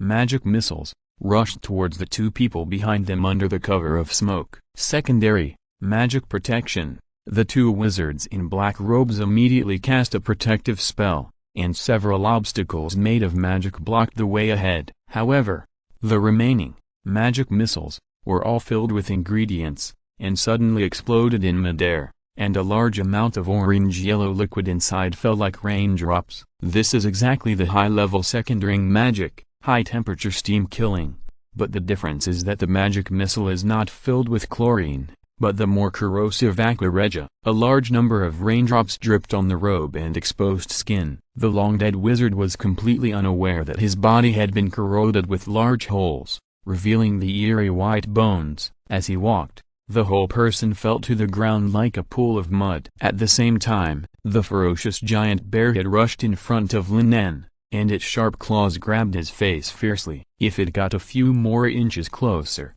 it would be able to tear off his head. Lin En took another step back and evaded it by a hair's breadth. His right hand had already grasped the dagger hidden in his sleeve. Cell demonization. Lin En used the means of the plastic school for the first time. A large amount of magic power poured into his right arm. At the moment when the giant bear's attack ended, the sharp blade had already been unsheathed, slashing across the huge neck, almost cutting off half of the head. Blood splattered, staining the ground red. The giant bear roared, and its huge body fell to the ground while maintaining its forward posture. Lin En's right hand was constantly shaking. Although he gained extraordinary strength with the help of the magic power burst in a short period of time, it was also a great burden on his body. However, a quick battle was the only choice, because this time 5 coffins were opened. In view of Lin En's melee ability shown before, no one chose melee combat, but released witchcraft together. Facing the siege of several people, Lin En's way of dealing with it was to create more and stronger white phosphorus flames. At this moment, most of the magic power in his body disappeared, and the energy reserve of the intelligent brain was reduced by 5%. Then the surging hell flames condensed into a demon god's hand, which included various fire explosions, ice arrows and the rows of coffins in the back. With just this one blow, half of the secret room turned into a sea of fire. Lin En did not intend to get caught up in an endless round of battles. Before the remaining coffins were opened, dozens of white phosphorus fireballs appeared in the void again, flying in all directions, ready to destroy all the coffins around. Invisible magic barriers rose from the surroundings one after another, blocking some of the flying fireballs. Lin En also noticed that the empty experimental table had also raised a solid barrier. It was still a 3-ring protective spell, magic barrier. They actually gave priority to protecting this place. Is there something important? Lin En immediately thought of the previous experiment, and a vague guess came to his mind. What kind of fire is this? At the same time, Ladak's voice rang again, but this time it was no longer an angry shout, and there was a hint of panic in his words. Although most of the fireballs were blocked by the magic barrier, the flames did not go out, but attached to the barrier, and even had a tendency to expand. The remaining coffins in the secret room finally stopped opening. Ladak concentrated all his strength in one place, and the giant statue erected in the secret room moved. This golem made of mithril was indestructible, waving a long sword and a huge shield to slash at Lin En. Facing such a behemoth, Lin En knew that neither fire nor ice would be effective, and his response was still magic barrage. Dozens of magic missiles were like a closed rain of arrows, constantly hitting the huge golem, but like waves hitting on the reef, they could not cause the slightest impact. At the moment when the golem's long sword fell, Lin En's fingers moved slightly, and one of the magic missiles deviated from the original route and accurately passed through the hole burned by the white phosphorus fire in the magic barrier. The target was the palm-sized azure gem above the experimental table. Chapter 98 Remarks on the release. This book will be officially released at midnight tonight. Angel had this idea more than a year ago, but he never started writing because he knew that such a topic was not easy to write. As a social animal who has been working for 4 years, I have almost forgotten the knowledge I learned in school, which means that a lot of magic ideas need to be researched. Sometimes it is inevitable that some bugs will appear. After all, the idea of this book is a combination of science and magic. Magic in the other world always has some unscientific places.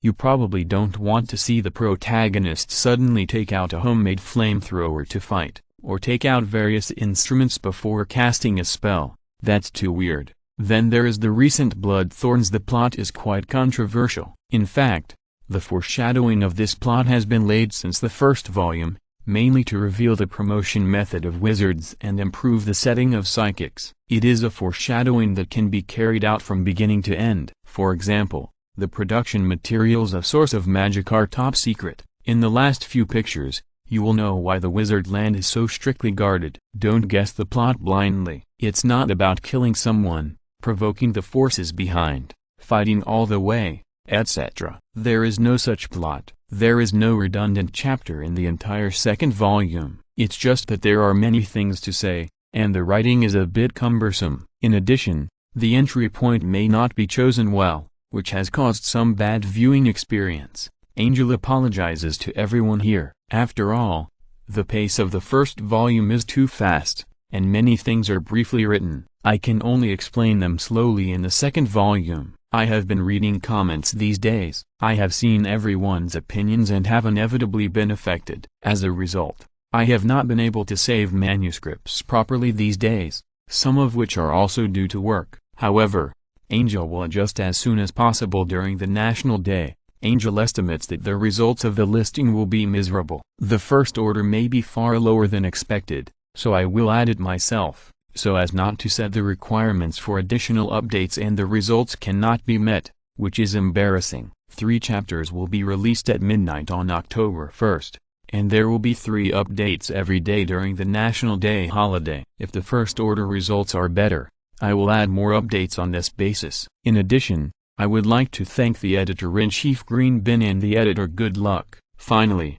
it is most important, Angel would like to thank everyone for their support and encouragement over the past month. Every monthly ticket, recommendation ticket, reward and follow-up reading are very, very important. It is with your support that this book can be successfully published. Next, I would like to ask for your support of subscriptions, even if it is just a first order, because the first order of a book basically determines the recommendation for a period of time in the future. It is extremely important. Thank you again. Next is the routine sacrifice list for listing. Since I can't find anyone to pay for the time being, I can only recommend my own books. Here I recommend my old book Bloodline Wizard of Hogwarts, which has now reached an average subscription of 9,990, and only needs an average subscription of 10 to get the 10,000 subscription badge. In short, I beg for your support of subscriptions. Chapter 99 The Source of Magic Power. First Order. Stop. Radak was completely panicked and immediately retracted all his strength. The huge golem stopped moving, and then a sharp sound wave continued to echo in the closed laboratory. The magic missiles that were close at hand seemed to be affected by some violent impact and soon exploded, but Radak did not feel any joy, because after the shell constructed by magic was broken, the hot white phosphorus flame inside gushed out and soon stained the azure gem. The originally sharp and magical soul scream immediately turned into a painful wail. The remaining dozen coffins in the secret room trembled violently. Lin En had already grasped a fireball in his hand. With the sound of a broken gem, a transparent ghost appeared in the secret room, with a hideous and twisted face, as if carrying countless pain and resentment. Probably because the carrier was broken and severely damaged, its body was extremely illusory and even inferior to the wizard's apprentice before. The air medium was like a sharp knife, constantly consuming Ladak's limited strength. The screams and wails lasted for more than half a minute before they stopped abruptly. The illusory spirit soon completely collapsed in front of Lin En. Lin En finally broke away from the influence of soul scream. He knew that he guessed right, since all the controlled people were ghouls. Ladak must have kept his soul somewhere else, something similar to the Lich's life box. And the target he chose was the azure gem on the experimental table, which was used as a searchlight. It must be said that Ladak had a very bad taste, using his own soul for lighting. If he hadn't found that the magic reaction of this thing was very strong during the previous experiments, I'm afraid he wouldn't have thought of it. Under Lin En's control, the blazing white phosphorus fire in the secret room gradually extinguished, and what remained was a ruin. Hundreds of coffins had been burned, and the only things that were well preserved were the golem made of mithril and the magic books that filled the entire bookshelf behind the experimental table. Biological materials and ectoplasm, detailed explanation of Genic magic, advanced alchemy. Lin En glanced at the bookshelf. In addition to a large number of books on Genics and potions, there were also many research notes. However, he did not have time to read them, and even did not have time to clean up the messy secret room. He used shaping magic to transform into the appearance of Ladak, opened the door of the secret room and walked out. At this moment, the castle was in chaos, and Lin En was not surprised by this situation. In order to avoid being disturbed when dealing with Ladak, Lin En took advantage of his assistant status and made some moves in the place where the defective products were imprisoned. Calculating the time, it should have taken effect. However, the guards of the castle were more powerful than he thought. When Lin En rushed to the front hall, several rioting defective products had been subdued. Lord Radak, experimental subjects number 12, number 27, and number 32 suddenly broke free from their cages. The casualties are being counted. For the time being, the cause has not been found out. After seeing Lin En's figure, Coleman and others immediately knelt down and reported tremblingly. This time,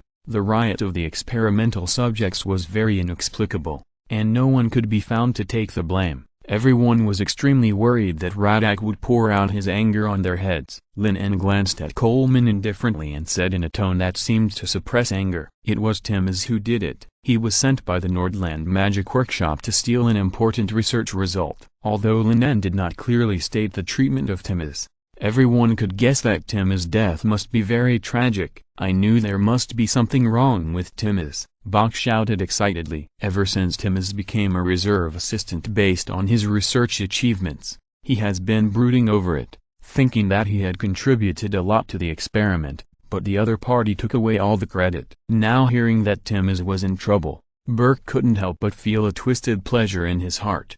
However, when he saw Lin En's eyes sweeping over, Burke's excitement stopped immediately, because he suddenly thought of recruiting Timmins as an assistant, and it was this master who personally nodded in agreement. Fortunately, Lin En didn't pay attention to his meaning, but turned to look at Coleman and spoke again. "Coleman, you continue to investigate, and don't let anyone go. I want to see how many rats there are in this castle." "I understand, Master Radak," Coleman replied hurriedly. Hearing this, all the apprentices changed their faces, and they looked at each other with a little more vigilance. This was exactly what Lin En wanted to achieve, to make everyone in the castle fall into a situation of mutual surveillance and suspicion. In this way, even if he showed some strangeness, no one would suddenly have a brain spasm and start to doubt whether the Ladak in front of him was real. Then, Lin En began to arrange personnel to clean up the wreckage and count the losses. Because Ladakh had accumulated a lot of prestige on weekdays,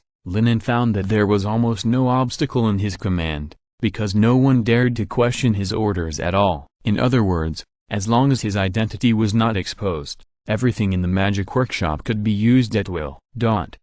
After arranging the affairs in the castle, Lin En did not delay but returned to the secret room to sort out Ladakh's relics, especially those experimental notebooks. The magic knowledge in them was the greatest treasure. Logan flower, requiem grass, ghost claws, rhizomes of magic mulberry wood, plus spiritual lessons. Lin En sat in front of the cold laboratory table, flipping through a research notebook in his hand. The formula of source of magic power was recorded on it. If those shaping potions strengthened the wizard's body, then source of magic power was used to increase the strength of mental power. This is also the essence of wizard's ability to cast spells. In fact, it is not difficult to obtain the rest of the materials. You can buy them by spending magic coins. The most important thing is this spiritual essence. Spiritual essence exists widely in the minds of those powerful magical creatures, but the number is rare. For example, the spiritual essence obtained by slaughtering a fire lion can only make one bottle of source of magic power, and this substance also exists in the brains of wizard apprentices and even formal wizards. Let's not talk about formal wizards. According to Radakh's speculation, only the spiritual essence in the brains of 3 wizard apprentices can be used to make a set of raw materials, and the probability of promotion is higher. Chapter 100 Overturning the Foundation of Magic. No wonder the wizard land guards the formula of source of magic power so strictly. If it is released, it will probably turn into a werewolf and kill those wizard apprentices who are not talented enough and eager to be promoted. Will definitely do anything. Is this the meaning of Bloody Thorns? Lin En immediately felt that the name was very appropriate. Just like the characteristics of this potion, every promoted wizard in Bloody Thorns was watered by the blood of his companions. While thinking, Lin En looked at the remaining manuscripts. Ladakh's research results are many, basically related to psychic magic. For example, how to use alchemical arrays to extract a person's soul, and how to make corpse ghosts and containers for storing souls. The reason why Ladakh specializes in these psychic magics is also very simple, that is, he is not talented enough and has been unable to step into the realm of great wizards, so he plans to use some crooked ways. What Ladakh really wants to do should be to place his soul in a more talented body. However, this is obviously not an easy task. The dozens of experimental records are recorded in the notebook all failed. Radak once tried to extract the soul of an apprentice and directly occupy the body, and put his own soul into this body. As a result, there was an extreme incompatibility between the body and the soul, so he had to give up. Then he thought of occupying a living wizard apprentice. However, Radak could not find a way to perfectly merge the 2 souls until he died. Seeing this, Lin En was somewhat ashamed. Strictly speaking, he seemed to have done these things when he traveled through time, but he didn't even know the reason. In any case, the priority is to improve his wizard level. Lin En soon gave up the plan to explore psychic magic. Since he already knew the method of making source of magic power, he naturally hoped to break through to become a formal wizard as soon as possible. In this way, his last shortcoming no longer exists. For the whole night, Lin En put all his energy into making potions. This was thanks to the fact that there was a sufficient amount of potion reserves in the manor of Ladakh. If he wanted any material, he could just walk out of the secret room and ask a few apprentices to get it. The only problem was that Lin En's research on potion science was really limited. Although he had the formula in his hand, he could only slowly explore the characteristics, processing methods and storage time of each potion. In just one night, he wasted materials equivalent to hundreds of magic gold coins. He was very open-minded about this. Anyway, he was not using his own things. It was always more reliable to make potions made by himself than to take potions made by others. He worked until the early morning. The old crucible was already filled with chaotic liquid. The brewing cycle of the potion was about 3 days. When the color became completely transparent, the most important spiritual essence could be added, which was one portion of source of magic power. Seeing that the opportunity for a breakthrough was just around the corner, Lin En forced himself to calm down and then began to brew the second potion. Before taking it by yourself, of course you need to find someone to be a guinea pig. If Ladak changes the formula or does something, he will be in trouble. While Lin En was brewing the potion, the whole wizard land had been set off by the new issue of Magic Daily, overturning the foundation of magic, the law of free fall, the roar from the secret law society. The magic theory of the wizard land is already outdated. From the sails and the sea surface, the continent under our feet may be a sphere, the double sphere experiment of the airship, revealing the amazing mission of Master Yade. As a professional writer, Lin knew very well how to attract attention. The extra 100,000 copies of the newspaper were swept away in half a day and soon placed on the desks of every wizard. This is simply ridiculous. In a magnificent magic workshop, the great wizard Raphael was immediately laughed out of anger after reading the title of the Magic Daily. A three-ring wizard from the outside world dared to say that he had overturned the foundation of magic and questioned that magic theory was outdated. This can only be described as ignorant. But is that person crazy? How dare he publish such a ridiculous statement openly? Raphael had some doubts in his heart, and then he patiently read it. His expression gradually changed from disdain and sneer to doubt, until he saw the star map on the page. His whole expression changed immediately. Perfect. It's too perfect. As an architect with obsessive-compulsive disorder, Raphael firmly believes that the truth of the world must be extremely regular and beautiful. And the star maps made by those prophecy school wizards, the orbits of the stars and the near distance can be regarded as beautiful, but the stars farther away are different. They can only be described as chaotic, and there are even strange phenomena of sudden jumps in the orbit. So almost instantly Raphael confirmed that the star map on the Magic Daily was correct. Bang! Just as he was thinking, two huge crashing sounds suddenly came from outside the door, accompanied by the sound of floor tiles cracking. Raphael put away the newspaper with great dissatisfaction, opened the door and walked out, and then saw two spheres with a diameter of half a meter hit the floor tiles under the distant tower. Then a burst of noise came from the tower above. Really, it's true, two spheres of different sizes fell at the same time. Nonsense. I saw it clearly. It was obviously the small ball that was 0.3 seconds slower, a wizard said with his neck stiff. He was watching the whole process with telescopic magic and saw it very clearly. Doesn't it say so? That's because of the influence of air resistance. That's what Master Yade's theory actually says. But why are feathers and paper pages different? It is said that Master Helram has done an experiment. As long as the air is drained, everything will fall down at the same time. A group of apprentices were gathered on the tower, talking about the experiment recorded in the Magic Daily. Many people blushed and kept refuting. They almost fought on the spot during the argument. The moment Raphael saw the two spheres, he understood that these apprentices were verifying the law of free fall. Although the height and weight would definitely not match, the results were obviously the same. Master Raphael, is the continent under our feet really round? The wizard who was responsible for recording the experiment asked in confusion. Since the law of free fall has been confirmed, could the so-called planet theory also be true? End of this chapter. Thank you very much for reaching the end. Don't forget to like. Looking for more exclusive content and immediate access? Subscribe to our Patreon. Remember, every like, subscription, or donation encourages us to continue. Thanks to everyone. See you in the next video.